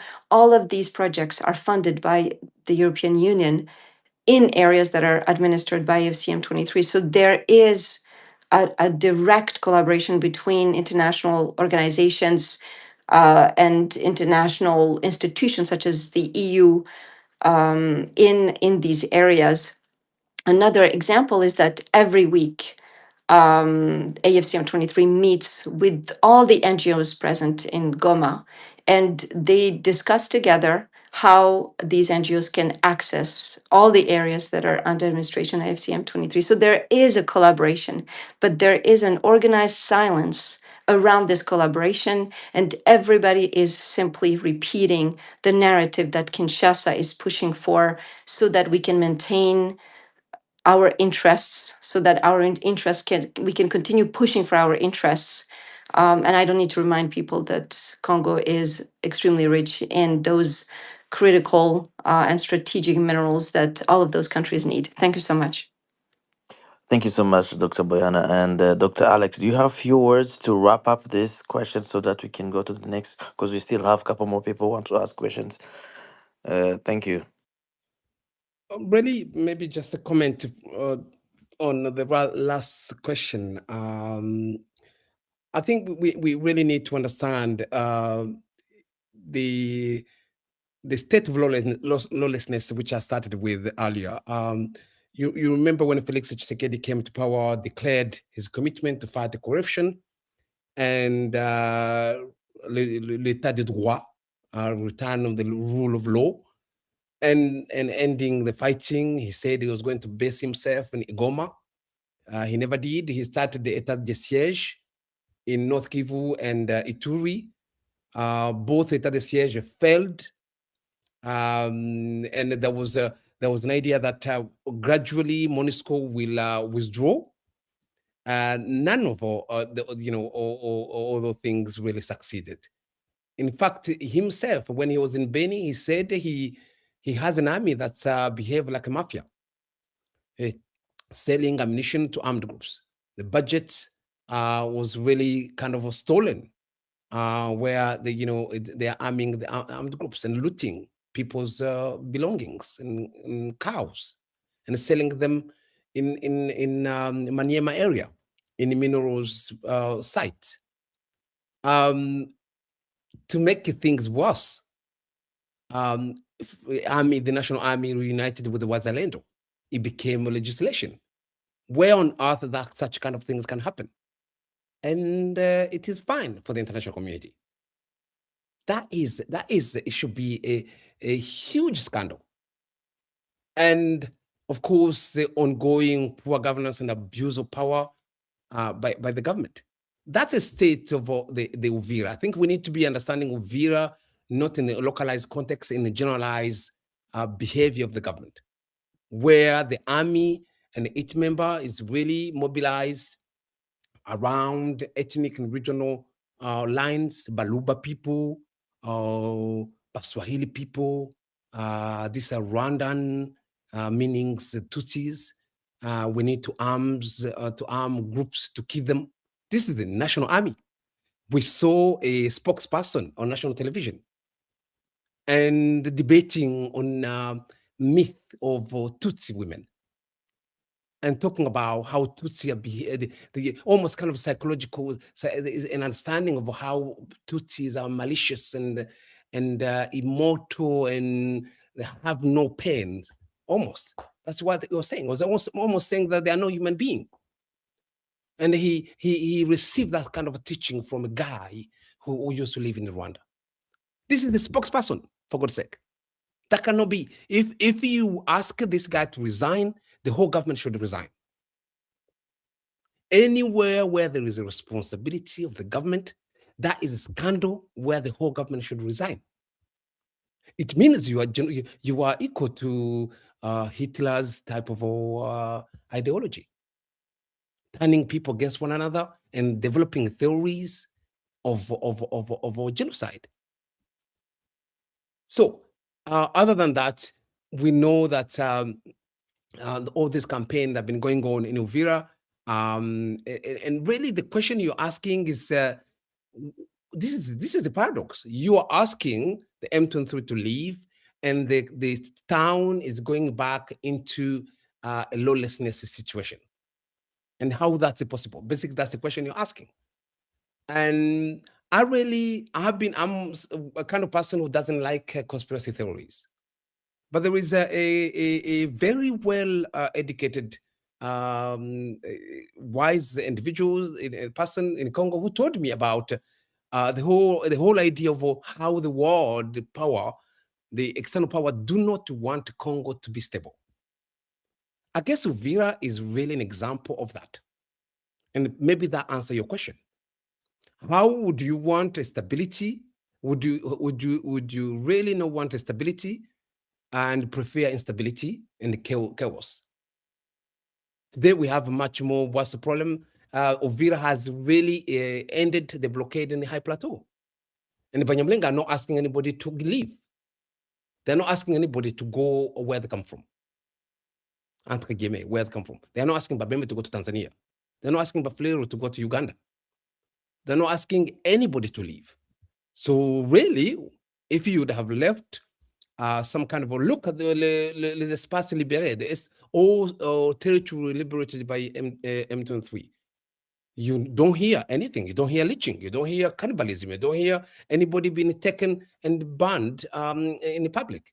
Anywhere, from Ruchuru to Bukavu to Kaziba. They may be suffering, going through economic issues, but when it comes to security, you cannot hear anything like that again. And the Uvira was exactly the same. People were celebrating people from all backgrounds. Okay, let me stop there, but I'm really trying to analyze the situation of that phenomenon without really giving you the answer. Thank you so much. Thank you so much, Doctor. And so we have Prasun, Fisto, and Nivigira. So I received another question with somebody who was asking if they can ask their questions using French. Donc, je dirais que les intervenants parlent bien le français. Si vous voulez poser votre question, posez-le en français. Okay, Prasun, the mic is yours, real quick, and then you're gonna be followed by Fisto, then Nivigira. Yeah, if I'm audible, I will go in English, if that's You are, okay. you are audible. Go ahead. Yeah. Uh, Two or three things here, right? The first thing is like um, African Union as an unit to me seems like a very formidable unit. I mean, um, you can compare it to X or Y or Z, that's okay. But as far as middle income countries in few years, this seems to be a very formidable unit. That's one. Number two, my question is following. There are 55 countries in African Union. Why you guys cannot unite? Thank you. Thank you. Thank you. I guess if I'm not wrong, he's from India. He's asking there is 55 countries in No, Africa. What? No, I'm Richie, assuming. I'm not from India. I am of Indian origin. That should be the thing. Yeah. Thank you. Even better. Thank you. Thank you for the precision. Okay. So why can't Africans unite? So Fishstone, do you have a question too as well?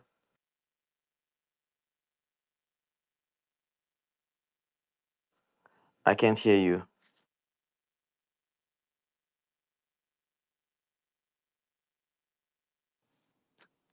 Maybe we can move on to the next question until Fiston is able to connect. Yeah, thank you. Dr. Nivigira, would you open your mic and ask your questions? So, Fisto, try to readjust your microphone. We cannot hear you. Thank you. Can you hear me? Yeah, 100%. Thank you for presentation, all of you panelists. I am criminologist. My research is centralized on transitional justice and identity crisis, especially interconnectivity of identity crisis in the Great Lake region. My question, I am addressing my question to Alex Ivuka, Dr. Alex Ivuka. You define the genocide as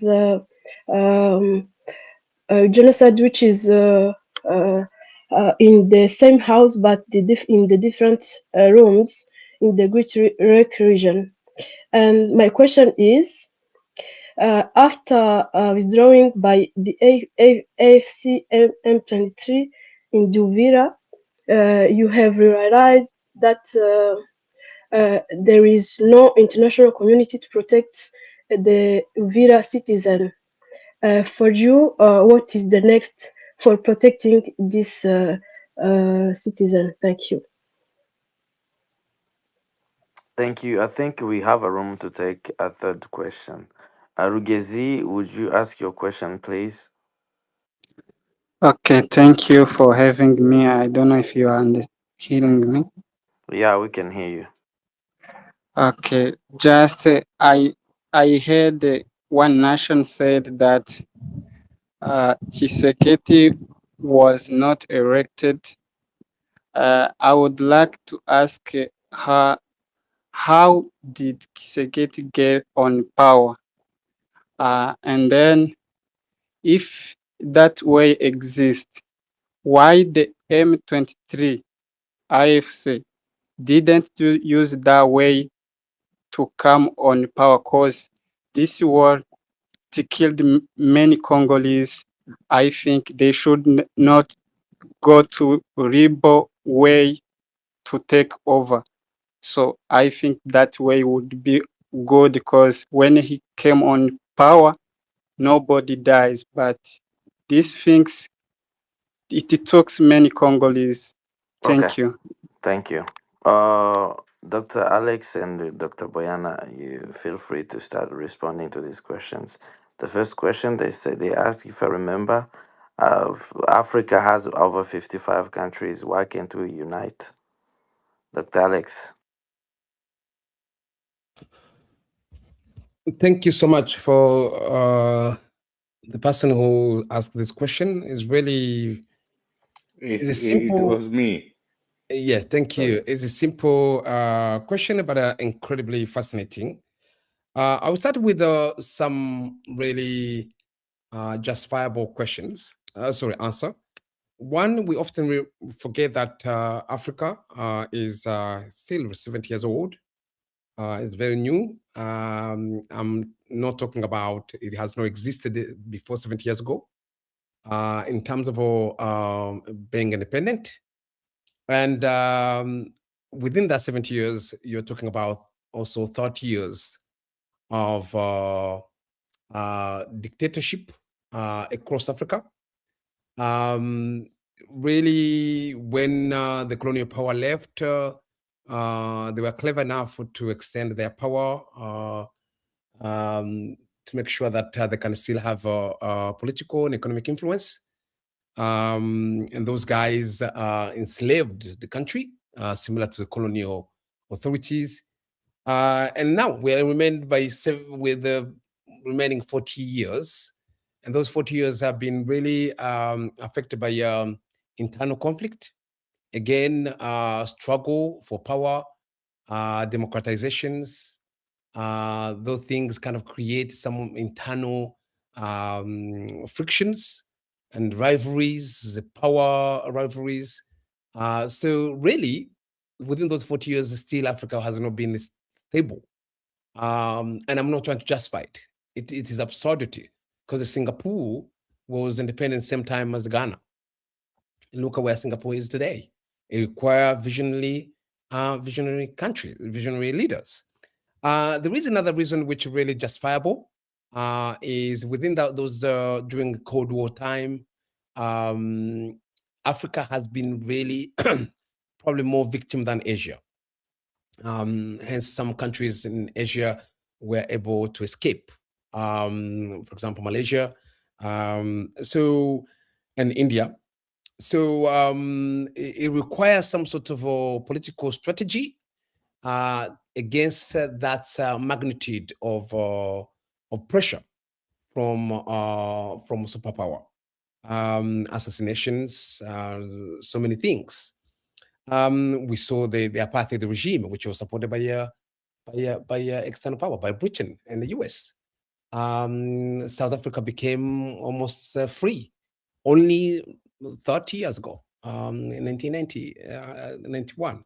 So African Union itself is 24 years old. 24 years old.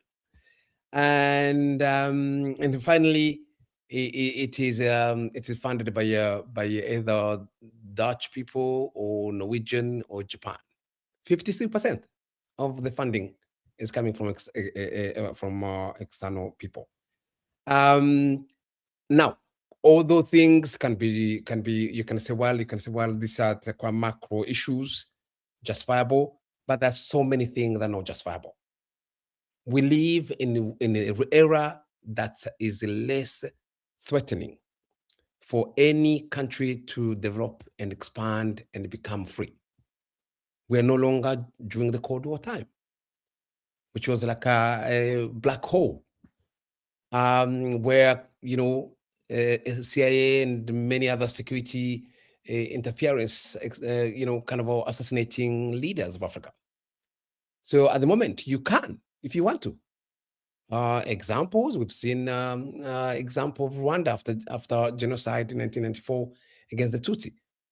They managed to come from nothing, and in a situation where there were 1 million people had just been killed, to become an actor in the world. So it is possible.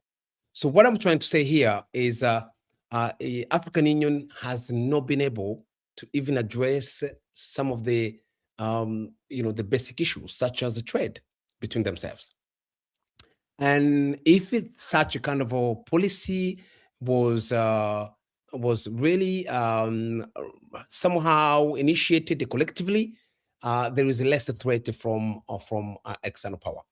If it's really spearheaded by one country, such as Libya, you see what happened to Libya, and Libya became it has now returned it probably 100 years how it was 100 years ago.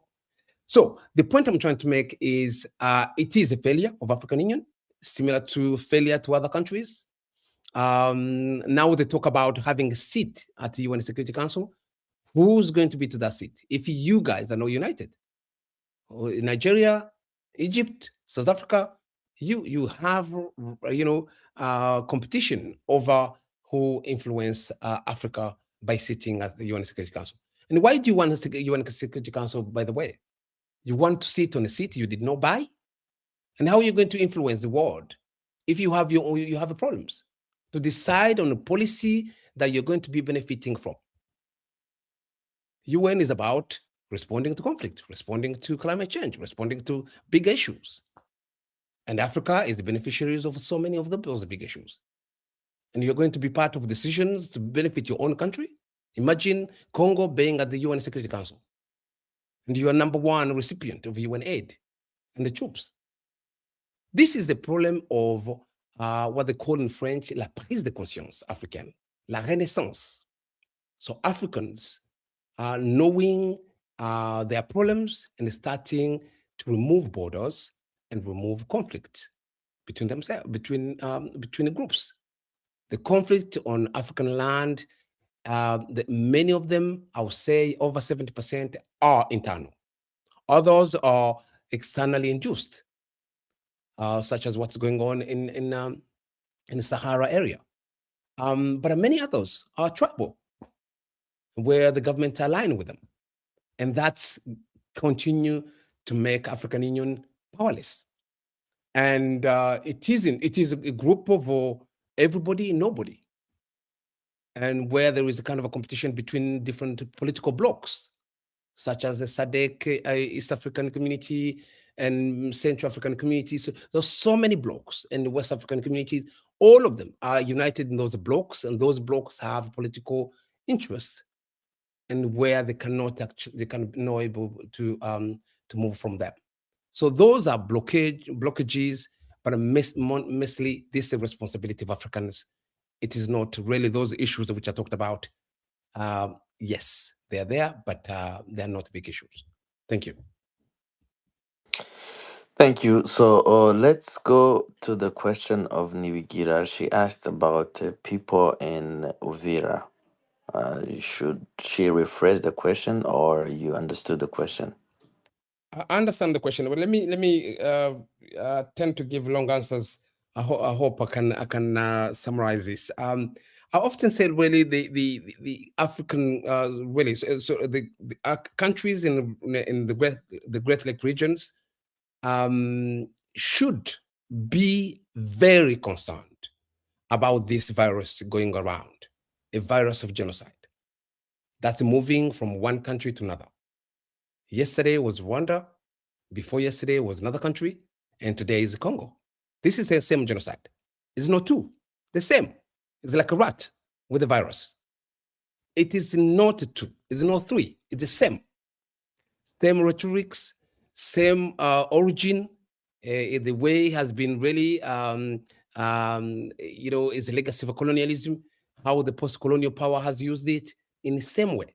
And those three countries, both of the three countries have been really governed as Rwanda, Burundi. And there have been refugees from one country to another of the people. And sociologically, people of the Eastern Congo and those two countries are the same. Are same people. Not only Rwandaphone, all, and other tribes too. The same, that mirror the Eastern Congo communities are mirrors of the groups that live in Rwanda and in Congo. And this is really the ignorance of Congolese, because of many Congolese, where they all often say, well, you know, why only you? Why only this side? Why only, we have 9 borders. That's a stupidity. I'm sorry to use that word. You need to read. There is a particularity of that part of the country with the rest of the borders. So because people don't read, they are not taught about civic education, are not taught about history, and they just come up with some sort of questions which are really, really kind of absurd and ignorant. You need to understand the particularity and specificity of the region. So the question is how that can happen.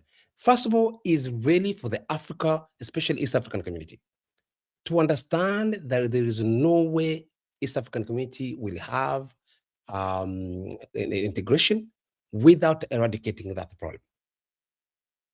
We are talking, the first question was African Union. Why African Union is not succeeding? Well, why East African community is not succeeding?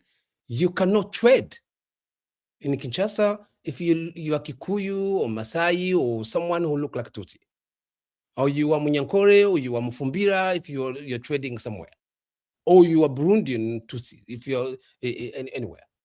So how are you going to trade? People have been killed. People who are not Congolese have been killed because of their physical futures. And you talk about economic integration of a region, it's not possible. That's the number one solutions. So President Burundi, who are really fascinated about those ideas of isolating himself and aligning with Congo for the same reasons, simply because of nose, what kind of politics are? You are aligning with your neighbor because of a nose. We share some kind of a size of nose. How that's possible? And did that become a policy? And if East African community, people like Kenya, people like Tanzania, they need to understand that economic prosperity cannot happen without getting rid of this virus. And of course, from there, they can really be able to influence African Union. And from African Union, they could be able to influence the rest of the world. That problem is a big virus and is an obstacle for African progress and regional progress. And AFC, I would wish they'd be more vocal about the governance issue they're fighting for, and especially this problem, which is really an obstacle to Congolese development and East African development. Thank you so much. Thank you so much. I have a question for both of you. This question is also Rugezi asked a question. If Tshisekedi managed to be the president, and then there are rumors that says that he was not elected officially, why can't M23 take over? Dr. Boyana, would you go to this before I ask the question that I've prepared for both of you? Yes, I think Dr. Muka has responded to all of the questions, but I wanted to come back to that one. First of all, there is a history there that needs to be read and understood before certain perspectives are being put forward. In this case, Tshisekedi has come to power with the help of AFCM 23, or at least to the leadership that you have today in AFCM 23. There was an arrangement that together they will be working on addressing the questions of security or insecurity, including ADF. And there has been a clear context of dialogue and negotiation for 14 months in Kinshasa with Tshisekedi. All of the people that are today in the leadership of AFCM 23, or many of them, have been through the process of consistently trying to find solutions through dialogue, and they have done it and they have shown it time and time again. I don't need to remind that they've been kicked out of Nairobi peace process on the basis of everything that Alex Muka has been saying earlier, which is that suddenly they have become non-Congolese, and that all the armed groups, including FDLR, have suddenly become Congolese against AFCM 23. So AFCM 23 have basically exhausted any other option before taking up arms. That doesn't mean that they have been killing people. Actually, saying that there has been no killing with Tshisekedi coming to power, Tshisekedi, since he's been in power, there have been killings, continued killings in Ituri. There've been continued lynchings and acts of cannibalism and other forms of massacres, and even accidents of mines. I mean, if you look at the number of accidents that have happened in the mining industry because of lack of proper regulations and security. So, anyways, the other thing is that why would AFCM 23 today want to be in Kinshasa under the terms that are put in place there, with the level of corruption, with the level of misgovernance, with the level of having to accept a type of governance that is not beneficial to Congolese people? I mean, I can just take one example. Constant Mutamba has wired himself millions of dollars as if it was business as usual. And this was after he's been designating the enemy of Congo as being the Rwandan. So while he's actually himself looting and taking public wealth, he's accusing and blaming someone outside for what he's doing himself. So in terms of I would say leadership and governance, I don't think there's anything that AFCM 23 have to learn. And I'll just end on this. M23, AFCM 23, and all the members of it don't see elections as being an option in a country where we don't even know how many Congolese are there. When did we have the latest survey of population in Congo? We've seen the masquerade of identity cards and of the elections, the latest elections. In how can we consider this government to be legitimate when not only the first time he hasn't been elected, officially. He's been put in power. And the second time, we've seen the fraud that has been generalized for throughout the country. And therefore, there is, I mean, asking why are they taking up arms? Because this is the last resort that they've had. Thank you. Sorry, it's a long answer to something I wanted to say concisely. Okay, thank you so much. So I have a question for both of you. How do you assess Rwanda's official position as articulated by Ambassador Mathilde Mukantabana in her January 22nd correspondence to the U.S. House of Foreign Affairs Subcommittee on Africa regarding the implementation of December 4th Washington Accords? And to what extent does this position align with the realities on the ground, on the testimony presented during the subcommittee hearing on advancing peace between Rwanda and the DRC? Would you start from there, and then we're gonna go back also to Dr. Mvuka, and then as we continue. Sorry, so you want me to respond to that question? Yeah. Because I want you, both of you, to respond to this question. Okay. So, how do we assess Rwanda's official position as articulated by Ambassador Mathilde Mukantabana at the U.S. House Foreign Affairs Subcommittee on Africa regarding the implementation of the Washington Accords? Um, so the question is here: how does I mean Rwanda's official position has been the one of, again, addressing its security concerns at the border with Congo, addressing its security concerns at the border with Burundi, and so on. This is a region where each country shares several borders with another country or many countries around. And therefore, security issues of one country, insecurity in one country is insecurity in another. That being said, like we've stated it clearly here, FDLR is a genocidal force that has been founded by those who have committed genocide in 1994 and have killed 1 million people in only 3 months. And we're not even talking about the past since 1959, where pogroms had happened and acts of genocide have been happening. And therefore, for Rwanda, it's important to for the international community and all of those actors, whether it's in Washington or New York or in Addis Ababa, etc., in Paris and Brussels, it's important to understand that Rwanda should not be negotiating its security or its right to provide security to its people.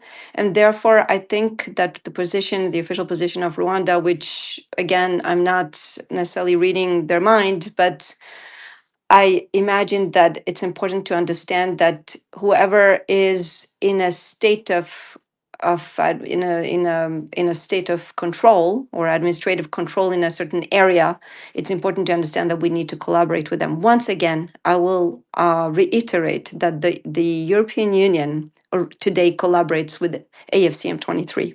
So why shouldn't Rwanda, which has clear security concerns with the presence of FDLR, which is being supported by the government of Kinshasa, why shouldn't they openly cooperate on the security issues with AFCM 23? That being said, people have been distorting semantics. They've been saying, oh, it's the first time that Rwanda is admitting interference or whatever the language is being used. No, they talked about security cooperation the same way there are in discussion with Burundi, they're in discussion with the entire regional actors for the mutual security, for the regional security of these countries. So there's nothing, I would say, new to what Rwanda has been saying before. And I think it's just a way of reiterating its goodwill to continue dialogue, to continue the peace process, and to continue seeking sustainable solutions to the conflict or to the tensions, the regional tensions, as far as they're concerned, and also to give a chance to Doha. And so I'll just end on this with the second part of the question: is how does this position align with the realities on the ground? Um, so I think we've covered that issue quite a lot. I think what is probably not really understandable is the way that we're minimizing, we're normalizing the presence of a genocidal force in this region, which has committed genocide in Rwanda and acts of genocide in Congo and has pushed over 1 million of people to exile. And today, that same genocidal force is being supported by an official government in Kinshasa, that MONUSCO and the UN Security Council and the Human Rights Council are all collaborating with a government that is directly arming, integrating, and supporting this genocidal force. So the realities on the ground are completely disconnected from the type of decisions that are being made at the resolutions level at the UN Security Council. And I think with everything that we've said here, I think it's time that people stop blinding themselves by the need to fulfill their own interests in Congo. Thank you. Thank you so much. Before I go, pass the mic to Nomad and Fiston, I wanted to ask Dr. Alex, would you have a word on this? We saw a lot of tweets where everybody was chanting, singing, saying that now for the very first time, now the Rwanda has admitted that the collaborations that they are supporting the M23. What is your take on this? Is it a problem with English? Is it a problem of not understanding the terms being used, or what is your take on this? Just share with us briefly so that we can pass the mic to the other people who wants to ask questions. Thank you. Well, I really found it laughable when I saw lots of responses, such as oh, almost kind of we have discovered now they're admitting. I think it's a culture of believing in myth and irrationality and conspiracy theory to the point what the French say le secret de polichinelle. What was the big deal about that change or that statement?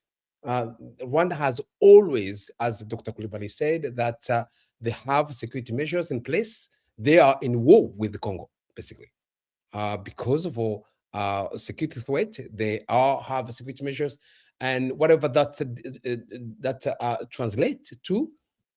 Nevertheless, they have always said that. Anyway, let me just summarize the new statement. The statement that I'm saying new. The statement really what is really important is that the share interest with the FCM23 around eradicating the problem of the FDLR and really eradicating the issues of persecution of against Tutsis. Now, um, I think there are legal principle responsibility to protect, which is the international law, a global political commitment since 2005-6 to prevent genocide and war crimes, ethnic cleansing. So a state, if it's failing to protect its own people, there have to be a collective actions or some diplomatic effort to intervene and do something about it. Rwanda constitutions says clearly because they have gone through a genocide, they will intervene anywhere there is a genocide because of their own experience. Third, um, people being killed in Congo, the persecution that have been going on for last 50 years is always associated with Rwanda, not with Tanzania, not with Uganda. Hence why whenever Uganda is involved in Congo, it is not news because it's politically irrelevant. It cannot be sold. Today we have an army of Uganda in Ituri. Who talk about it? We have an army of Burundi. in Congo? Who talked about it? Because it's not sellable. You cannot sell that sort of involvement. But the paradox is that Tutsi people in the DRC who are being asked to leave, they are being sent to Rwanda.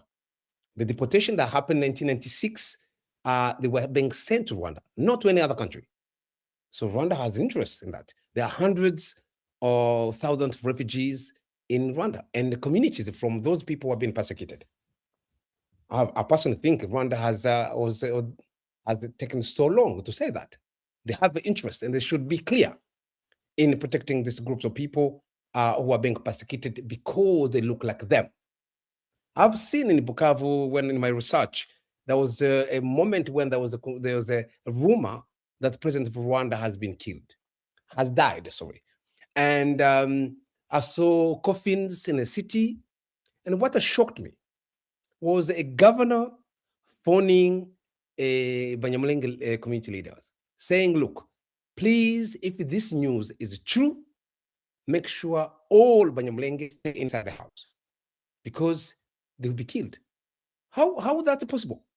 They are in the DRC, they are Congolese, and a foreign government president, head of state, died, and now they are in trouble. I personally was in prison when I was sent to prison when Melchior Ndadaye, president of Burundi, was killed. I was being asked as young that I participated in killing Ndadaye. And I was like, you are commander, military? Are you stupid? With the whole security system of Burundi, how can I be able? I'm Congolese. I'm not even Burundian. Leave alone being able to go over security hurdles to be able to arrive at the point of participating in killing Ndadaye. This is the problem. We need to understand why regional leaders are shy about that issue. If Rwanda is saying that, what's the problem? You are killing people because they are Rwandan. You are saying they're Rwandan. And your idea of Rwandan is anyone who's Tutsi. So Rwanda is not concerned about that issue. Regional stability. The issue that we talked about in the previous question, the issue of ethnic identity in Congo is linked directly to regional ideology of genocide. So Rwanda has experienced genocide, and a similar one, of a similar kind of people.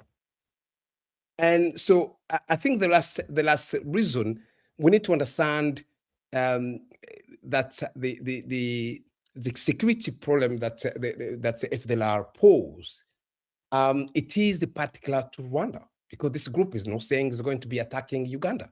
It's not saying it's going to attack Burundi. It's saying it's going to be removing regime. And the president of Burundi, president of Congo have said clearly they want to support that initiative. So Rwanda is more concerned about their security threat that coming from DRC, but is linked to that problem of ethnic identity. And Wazalendo ideology, we need to hear their rhetorics. It's all about Rwanda. It's all about Tutsis. They have not any other political grievances. And that is no surprise as well.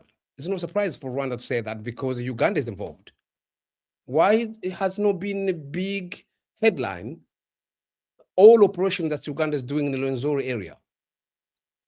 And why is there no headline that Uganda is involved in Turi? And in fact, actually, that was the places where they have asked Governor of Turi to move away with his army.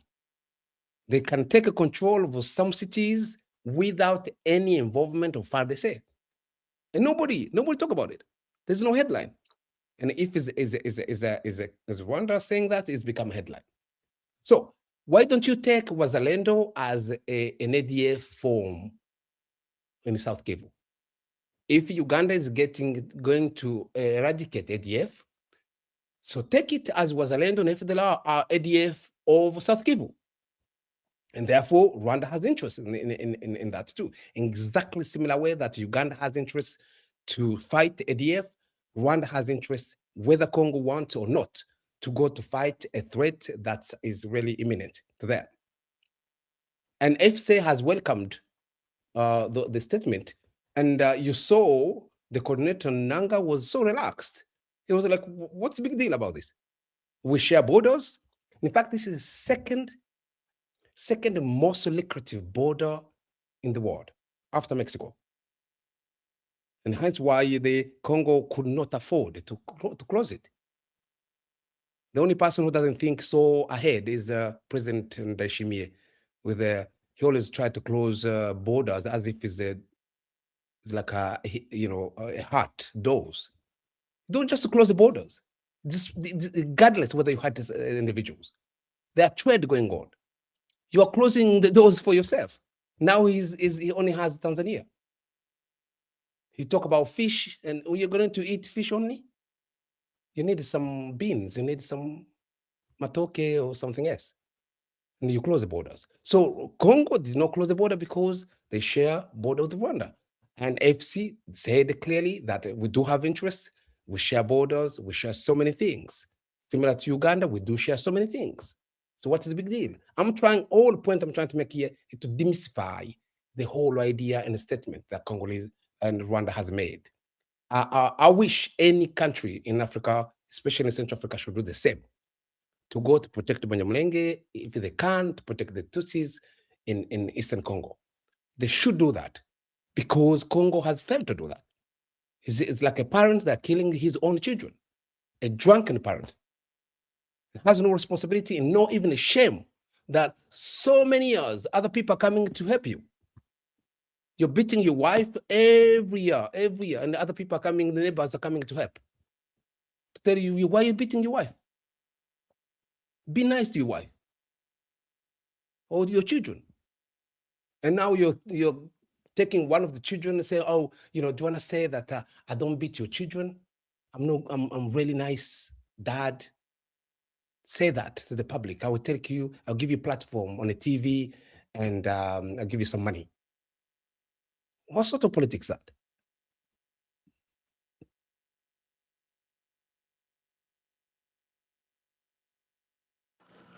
All right. Thank you. Are you done, Dr. Alex?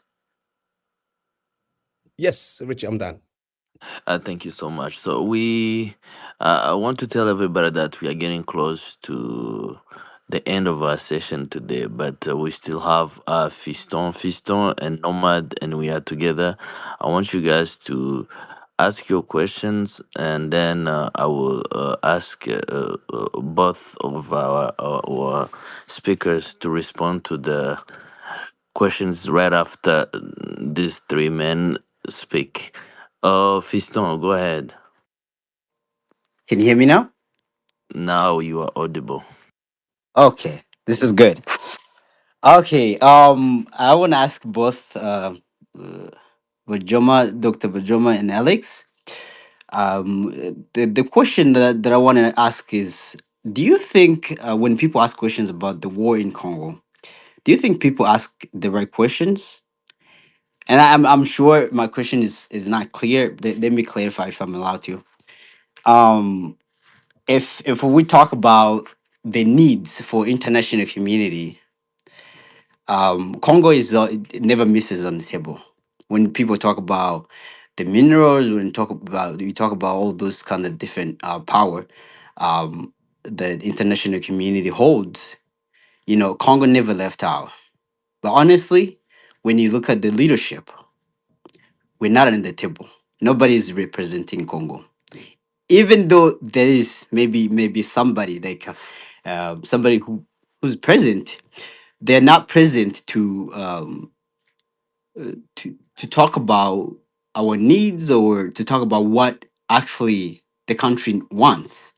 They're talking about what international community is requesting. Let me be more clear with this. So the Congolese government is weak. We all agree on that. When we talk about the presidential, supreme security authority, it's not functioning. Nothing's happening. We're talking about head of state, head of government, even commander in chief, right? For the armed forces, nothing's functioning.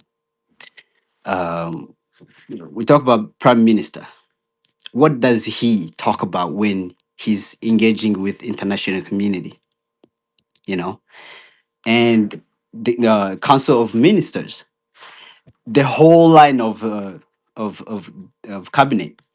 So if I can talk a little bit or more so international the duty of a national the duty of the Democratic Republic of Congo government. Honestly, it's been 30 years. The country has been under threat. The country has been under discrimination. I don't think Congo is in war. I think Congo is under control of international community and some private whatever partners. But Congo is not in the war. We're not in the war. We see what's happening inside the war, and nobody talks about it. By the way, nobody cares. When the international community is focusing on Congo, they're only focusing on borders. You've seen what happened with the agreement between Rwanda and Congo. You know, President Trump was part of that, and they're only concerned about borders. They're not concerned about what's happening inside the country. So the duties of our country or the leadership in general, and this is what we ask as citizens, you know, more like protect life, you know, securing territory, you know, and um, national sovereignty. That's those are things we're asking. We're asking the government to uphold the rule of law and justice. We're asking the government to build a strong and productive economy. We're asking the government to provide essential public services. We're asking the government to develop human capital and also like preserve national unity and social cohesion. So, and actually to govern with accountability, because that's what's missing on the table. So when you look at these all numbers, the things that I just mentioned, nothing is happening. There's no conversation about it. There's no budget. There's nothing happening. Basically, the Congolese government is weak, and international community will never speak about that because that's exactly the the um, the agenda is to weaken the government of the Democratic Republic of Congo. Fiston, Yes, yes, I yes. like what you're saying, but I Yeah. want to Okay. remind you that we only Okay. have few minutes left, and we Okay. have three more people who want to ask questions. So what you said, I guess your question has been heard. Are we addressing the right questions? So, and then you've already gone through the details, and then I think they Yes. understood it. So please wrap up with your questions so that we can pass to the next people who wants to ask questions, so that they can respond all in once. Thank you. Thank you. Thea. I apologize for that. So my question is, you've heard my question. I want you to clarify. What are some specific questions that people should be asking because if we want the country to unite, as some people said here, I believe that I believe we need to look into what's happening inside the country and ignore the fact that there's agreements and stuff like that which doesn't benefit our citizens. So I think the question have heard you have heard the question. I just want to know what are the specific questions should people ask, and what are the solutions to this to the issue of Congo. Thank Thank you. Nomad. And I have an issue. So all the people who didn't want to come up, now they're trying to come up. And then we're wrapping up with the space. Nomad, go ahead. I don't know if I'm gonna. If you have a question, please send it through my inbox. So, but I'm not gonna bring anybody up again. We concluding with our space. Thank you so much for this platform. Let me thank in particular way Dr. Bonaja and Dr. Alex. To that, we have also to add also Teddy Mazina. We've seen the work you're doing, the effort you are putting into inform us, and really we appreciate this a great deal. Not only we are learning a lot of what's going on around our region, but again, you are touching the point. I mean, you pinpoint the problem so well. I have two questions here for you. I'm not going to be long. I'll be brief. My first question will be, we've been here long enough to realize that our plea isn't as effective as we may wish it to be. I even heard Dr. Alex saying that even the movement itself, AFCM 23, should do something better into bringing this awareness out there. With the information that we're receiving either from the leaders of the United Nations, of the EU, the European Union, we see the videos every day. We saw also with the US Congress men and women basically scorning us and our fight. It looks like our cause are falling on deaf ears. So my question is, help us, because both of you as people who are doing different researches, you are meeting people, you're talking, you're studying this situation from another angle. What should we do? What should we do better? Or rather, I should say, what can we do that we didn't do so that our cause may be known? That's the first question. The second question would be, we know that I have to be careful because I don't want to offend anybody here. But again, at the same time, certain questions have to be asked, like the previous brothers asked. We need to ask the right question. We know that you've been here teaching, advocating, and it's very important. However, it's getting to look like preaching to Peter and preaching to Paul. How do we bring now this message? And now, this is not you now. I'm asking, how can you lead us by helping us help you to bring this now out of these platforms where we find ourselves, listening to what we maybe know already, and just cry river? We pinpoint the problem, we move on to wait for another time when you come back. How can we move from now, from here, and bring this out there to let our voice be heard? Thank you, and I hope I didn't offend anybody. I'm not criticizing. I'm just asking myself Yeah, you're good. questions You're good. to You're see good. how we Thank can you. move on. We Thank are you. together. We are together. Go ahead. So I'm asking Dr. Alex and Dr. I Boyana just to wonder just. if I could get answered, because sometimes 2-3 They questions will. comes and we go back home without They any will. answer. They will. They will. I'm talking to them in box, please. Thank you. So I want. We are together briefly, and so Yes, that we can start taking answers right now. thank you, Richie. Thank you, Dr. Alex and Dr. Boyana. Mine will be quick. What's going on right now in Eastern Congo? It's an African problem. Even though it's just like that, we are not seeing so many African countries advocating or talking too much about that. What about the R2P principles? Because it's about the minorities which are being persecuted, the genocide which is going on. We've seen that in 94, the genocide against the Tutsis in Rwanda, in the same things which is being replicated in the eastern of Congo. What's going on? We are not going forever to wait for our problem being solved by the West, while we Africans are there like bystanders and waiting. Is it a question of conflict, interest? What's going on? Can Dr. Alex Bojana Thank you. Faulkner about that? Thanks. Okay, if we are done, Master D, straight to the point. Straight to the point. You go left and right, I stop you. Just a question. Thank you, Master D. Master D, can you hear me? Yes, I can. Okay, go My ahead. question is written down there to the guest.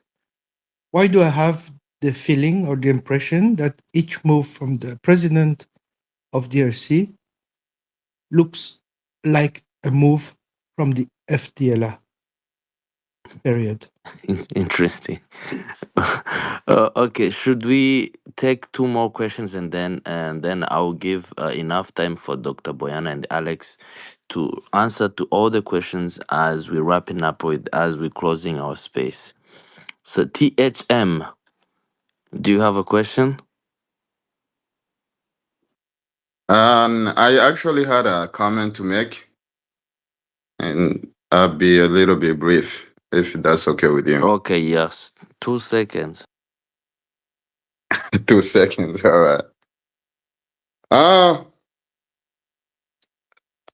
Thanks to our speakers who shared with us. It was very beneficial. I'm gonna go straight up to my point, comment that I wanted to make. I think we all should really stop expecting anybody to feel sorry for us. That there are people who really care about us. When I talk about us, I mean us Tutsi in general, because we are the ones struggling right now. So we have to know nobody really cares about us, because we know, based on the future, on the past really taught us that when all the stuff that was taking place, whether it was in Rwanda or other neighboring countries, the whole world was watching. They didn't do anything about it. And it looks like it's the same history that is going to repeat itself. So my point is this. Maybe sometimes we have to, look at ourselves and see if our mission are really getting accomplished the same way that we would love it to be accomplished. Are we really using the same route that we would want to use? Or we using the same routes each and every day and expect different outcome, which does not really make sense? Let's change our scheme of movement maneuver. Because back in the days, a couple of years ago, they killed us in our neighboring country when we were, seeking a refuge.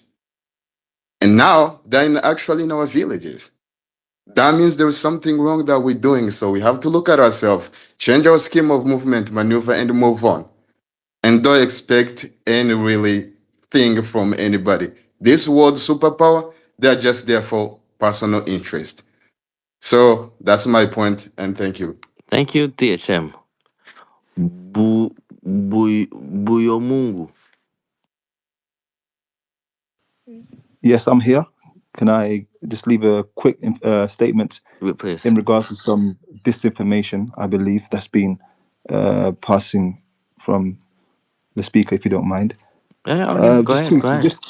just two things. Look, thank you for the creating this space. I won't be too long.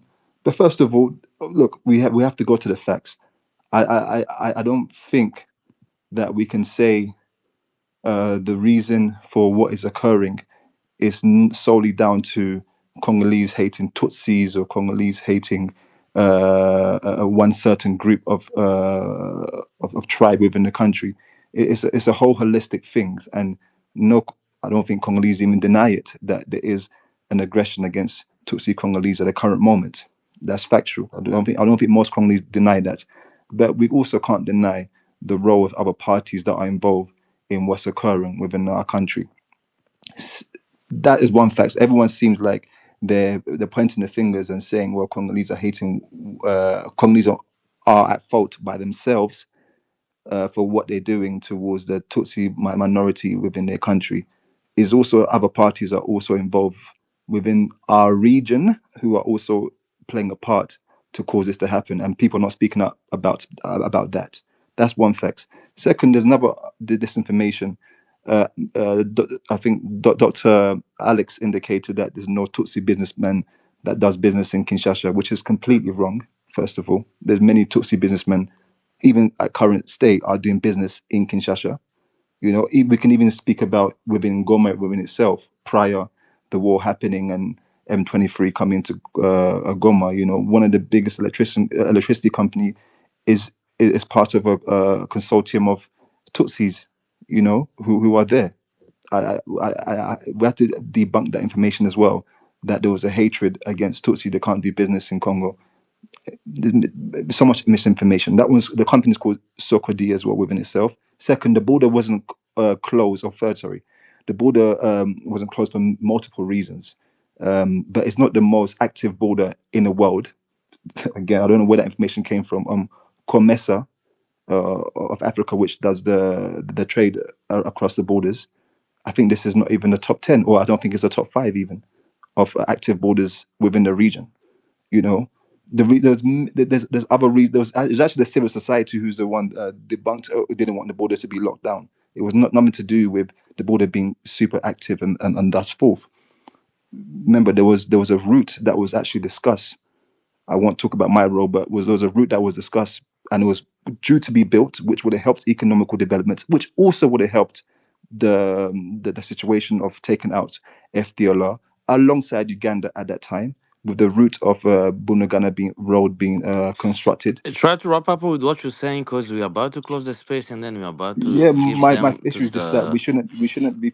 I don't know where the information is coming from, but the information is there online, and we just have to stop spreading false information against Congolese people as a whole. If you want dialogue to get rid of the All right, FDLR all right. and that's for you know. All right. Here we have two speakers that are researchers. So the information that they are given, the information that are proven. So No, it's not I proven. don't think It's not proven. there's It's no not proven. ping If you pong say you game can go here. do your research, it's not proven. All So right. I so I've think we should already. just get to the questions, so we can answer the questions. I'll be happy to begin. I'll try to take every question that was asked. For the comments, thanks for everyone's comments. So I think it was Fiston who started with the question of what are the specific questions we should be asking. I think as far as we're concerned in the context that we're discussing here, obviously genocide ideology has been disseminated in this region since the independence or the independences of these countries, at least in theory. Hatred and hate ideology actually leads um, to the absence or lack of pragmatism. For example, Dr. Muka talked about closing the borders. So people like Burundi in this case is punishing itself to simply act in a non-pragmatical way.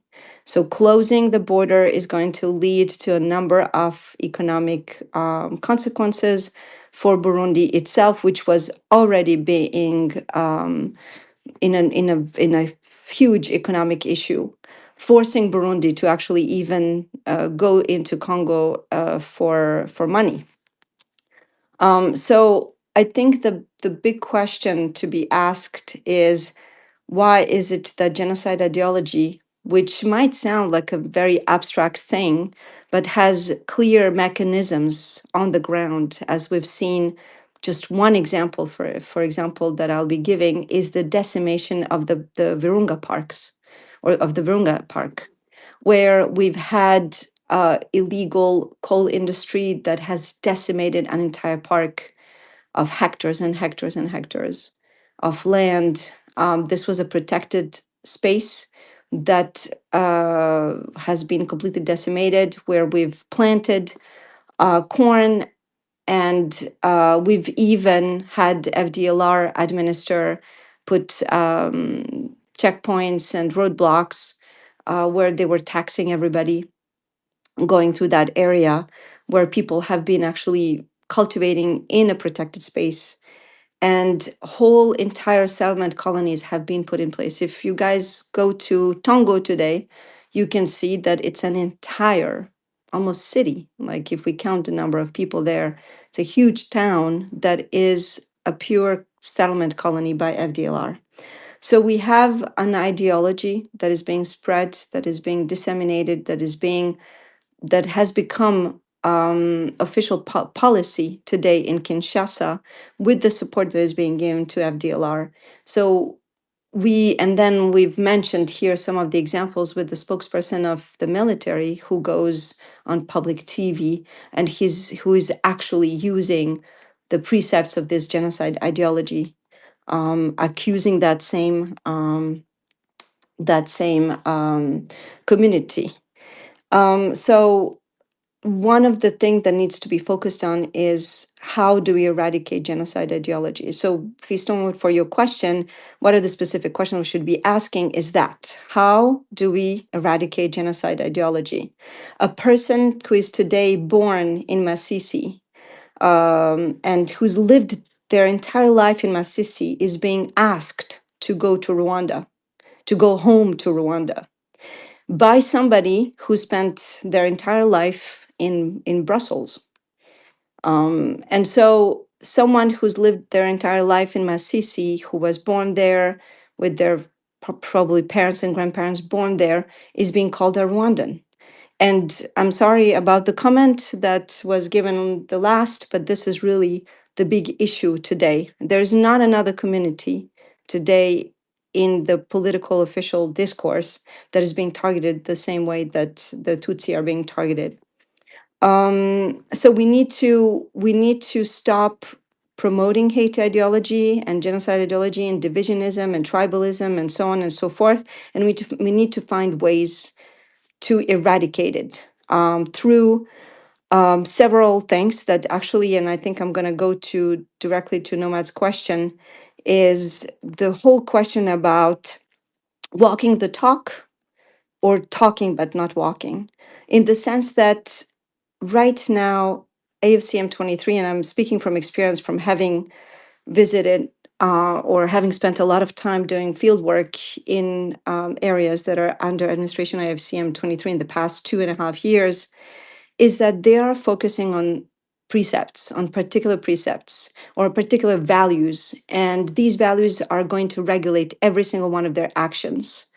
And this is where we're talking about walking the talk. So those precepts that are going to be used in all the trainings that they're going to be doing at the cadre level, so non-military level, but also military level, is to focus on three things. Number one is security.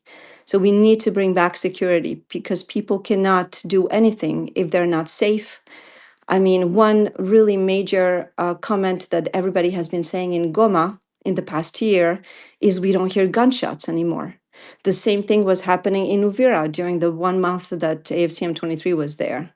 So this notion of hearing gunshots or not hearing gunshots is really a clear mechanism of how genocide ideology has led to a form of insecurity in the past 30 years, and how under AFCM 23, they're able to tackle this issue of security.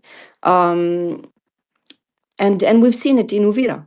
We've seen it that when they left, the Wazalendo came back. When they were there, they did not dare using those weapons that they all had. Um, the second precept that is being promoted by FCM 23 is development. DRC is extremely rich in the east, particularly the soil is rich. So land is not being cultivated. There's only 1% of land that is being cultivated out of the 80% arable land in DRC. Therefore, there is plenty of space to be able to produce its own food, but of course, it's going to take time. There is a need to build roads, to modernize the industry, and so on. So development is going to be something that is going to be important. And this is where I think, with Nomad, what you were saying is that today, AFCM 23 is focusing on prioritizing action rather than, I would say, the talk that Kinshasa is not walking.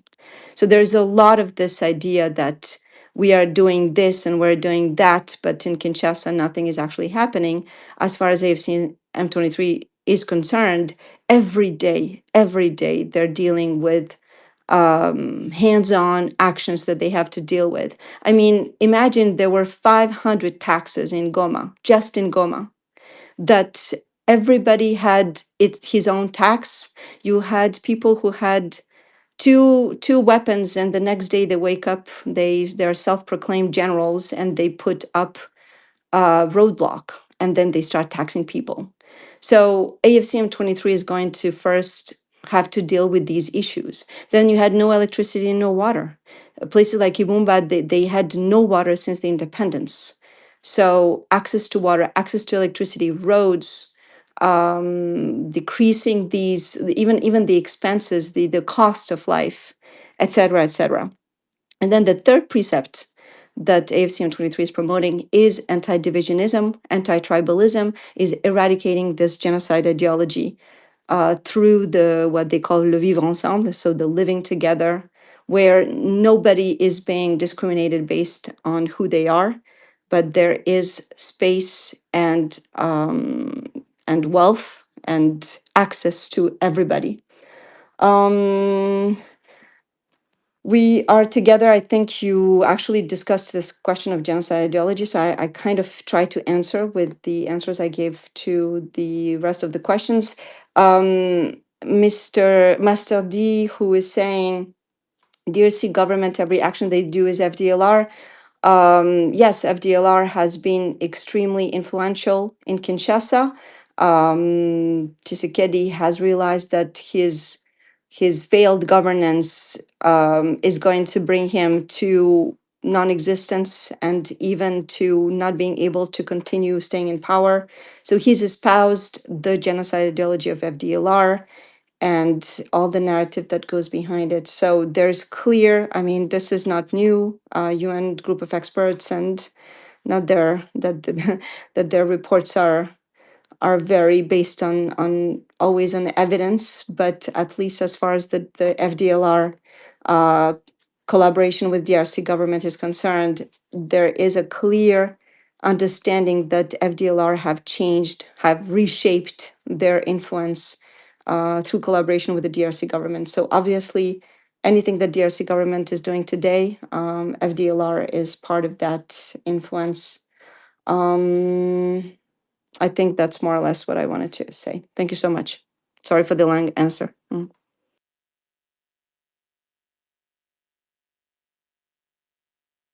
Thank you so much, Doctor. Dr. Alex, would you want to add something before we wrap up with the space? Because we've been here for a minute.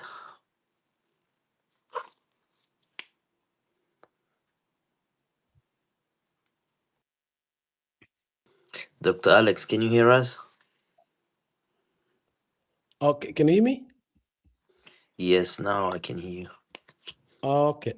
I think Dr. Kulibali has.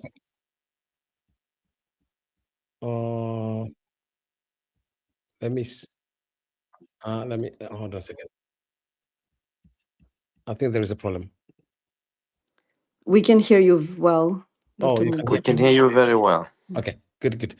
I think Dr. Kulibali has answered some the questions. Kindly, maybe a comment on one. I can't remember who asked this question around whether people ask the wrong question or the right questions. I think you're right. People do not ask the right questions, and the narratives about understanding conflict in the DRC has been generated often by non-Congolese. Congo is really at the heart of media, but really in wrong ways. Congo was really huge interest a long time ago, during colonial power, and there have been some caricature that have been created. The heart of darkness. This is really a jungle. This is where people eat each other. This is where people kill each other. King Leopold himself was chopping people off hands. It is kind of that sort of a caricature, the cartoons, that have been influenced the media in the West, and later then the pressure groups such as Human Rights Watch, Amnesty International, and some the so-called expert.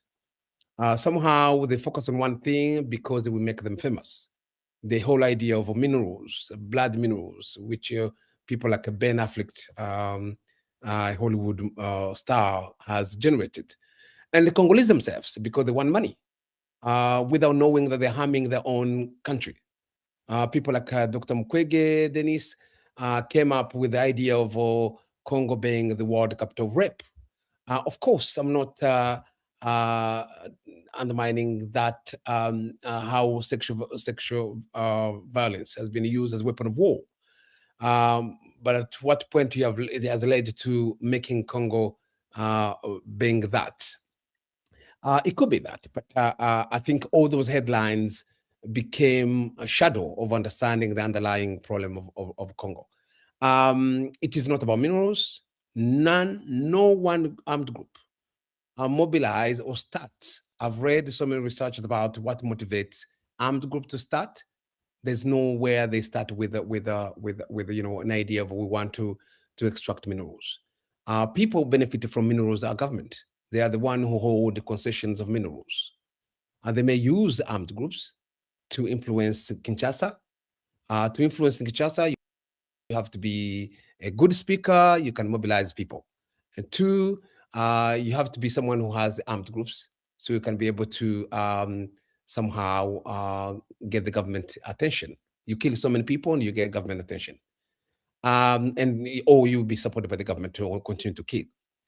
Those are things that are there. It's not about minerals at all.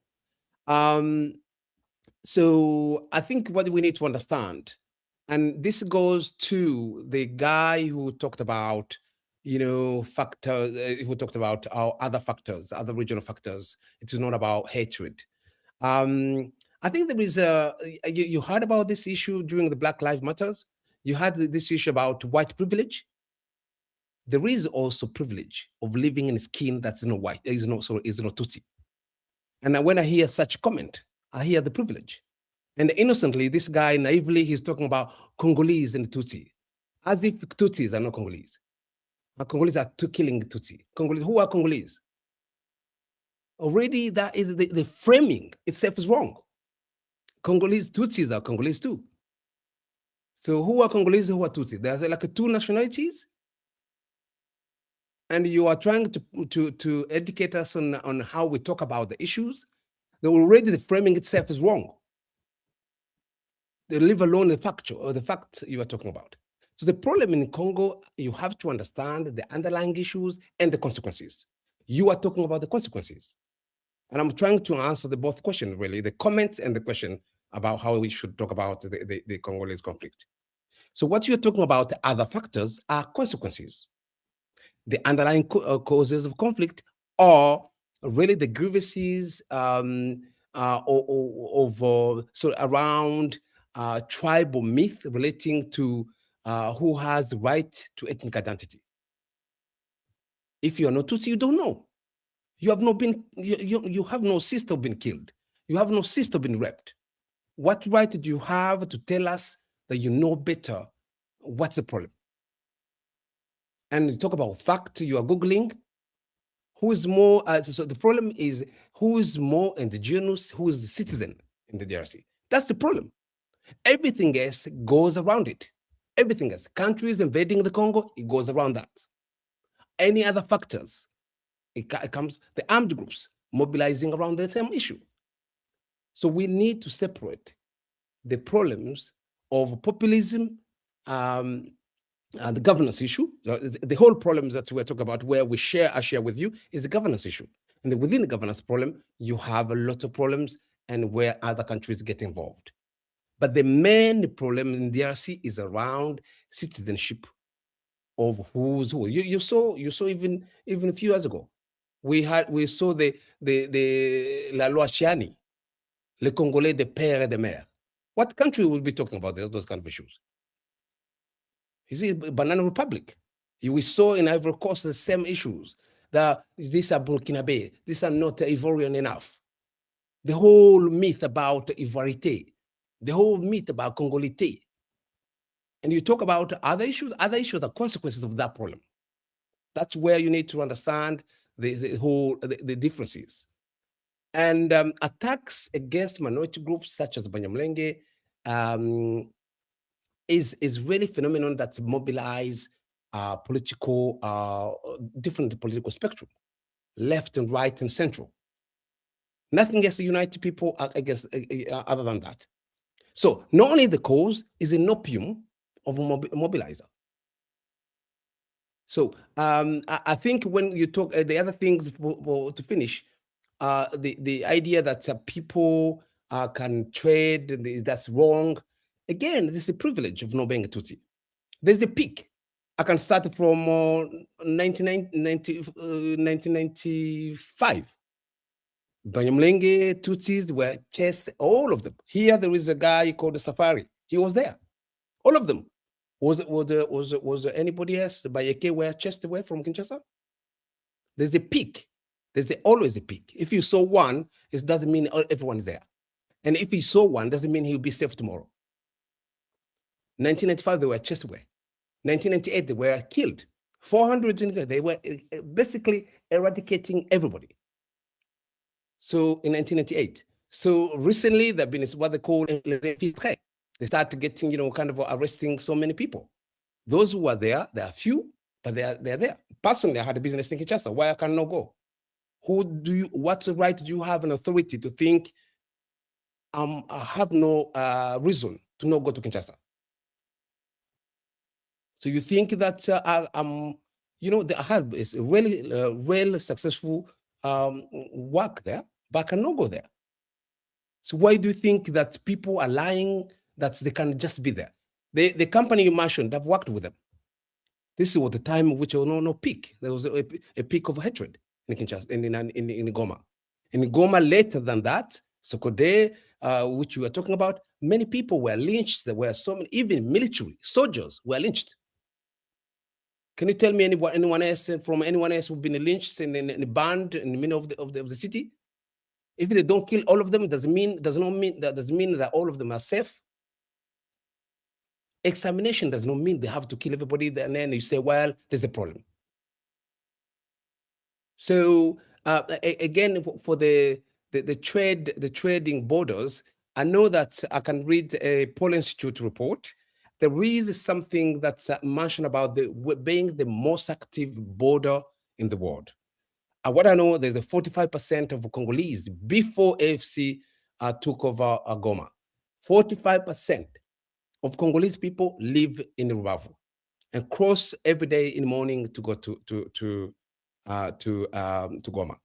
Well, other borders, probably Geneva and France, where there is like a cross-border workers.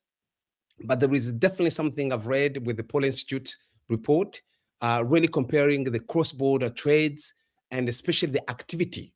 I think it's much more really activities between on the borders. So people moving, it may not necessarily be to do with the economy and how much they bring, because that has to do with the population. And you may be right. The other part of the world might be much more higher, but there is something specific about that border. It's probably the activities that are the fluid activities between the two countries. So I can double check again what I read. But anything else you said, it was your privilege of not being the person who's not being hunted. Thank you.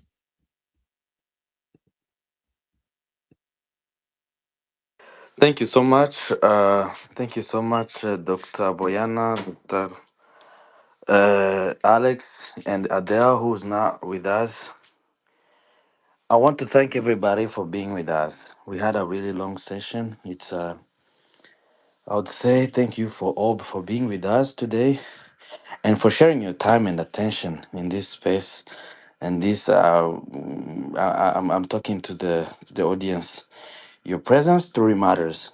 And also, again, I repeat myself again. I again thank Dr. Alex and Dr. Boyana. So I guess I also want to thank One Nation and Bahati for being my co-host, who never said a word. I don't know if I'll give you just 2 seconds to thank everybody, and then as we concluding and wrap up with the space. So the space, I guess, is recorded. You can go back. You can always go back and listen to it. So I don't know if Dr. Kulibari and Alex, you have one word, and then we're gonna conclude with the space. Bahati, do you have something to say before I can give a mic to our speakers? Bahati is silent. Okay, Dr. Kulibari. Yes, no problem. Thank you so much, Richie, for the help with the moderation. We apologize for the technical issues at the beginning, so we started a little bit late. I do want to thank Alex Muka, but also Adele, who left before, for the extremely enlightening, I, um, opportunity for us to learn more about the situation. Dr. Mbuka, thank you so much for, once again, I've learned a lot, and for your experience. I really think that the way you connect practice to theory is extremely important, and you give us an insight that we rarely get anywhere today with regard when it comes to DRC. So thank you so much for being my co-panelist. Thank you, Richie, again for your help, and thank you to One Nation for organizing this space. And thanks to all the audience for being here, for your questions. Thank you so much. Great. Yeah. I think that my last word really. I think this space is like this. We do get involved in them. We do speak often. It is about exchanging insights about what's going on in the DRC. We have responsibility to know more. We've seen so many changes through this kind of spaces where people who may have no, have really been influenced by conspiracy theory. So I really love the aspect of education here, and thank you so much for the everyone who have an interest in joining in and sharing questions and or listening to us. And sorry for those who may not be able to have not been able to speak, ask questions. And thanks to Richie, you're always amazing to moderate, and especially coming up for last minute. So thank you again for my panelists. Love working with you. Thank you so much. Bye. All right. Hey, Richie, do you hear me? I can hear you. Yeah. Thank you so much. Yeah. I just want to thank you, Richie. You saved us. I was behind. I was behind all technical area. I was in the technical hosting at the same time. So yeah, thank you so much. Thank you, Alex. Thank you, Bajana, for real. Thank you, and the rest of the speakers. Thank you. Yeah, yeah, and we apologize for the for the any inconvenience because we had the technical issues in the beginning. So Richie was like a lifesaver. Thank you so much. So thank you, everyone. Please go ahead and you know subscribe to One Nation Radio. Please go ahead and subscribe subscribe, do a follow to Bojana, Alex, and the rest of the speakers. Yeah. So see you next time. Thank you so much. I know this was a long space, but we had to have this space. Everybody was looking, asking. So if we can, create this space. So see you next time. Thank you, guys. Bye bye. Thank you so much. Yeah.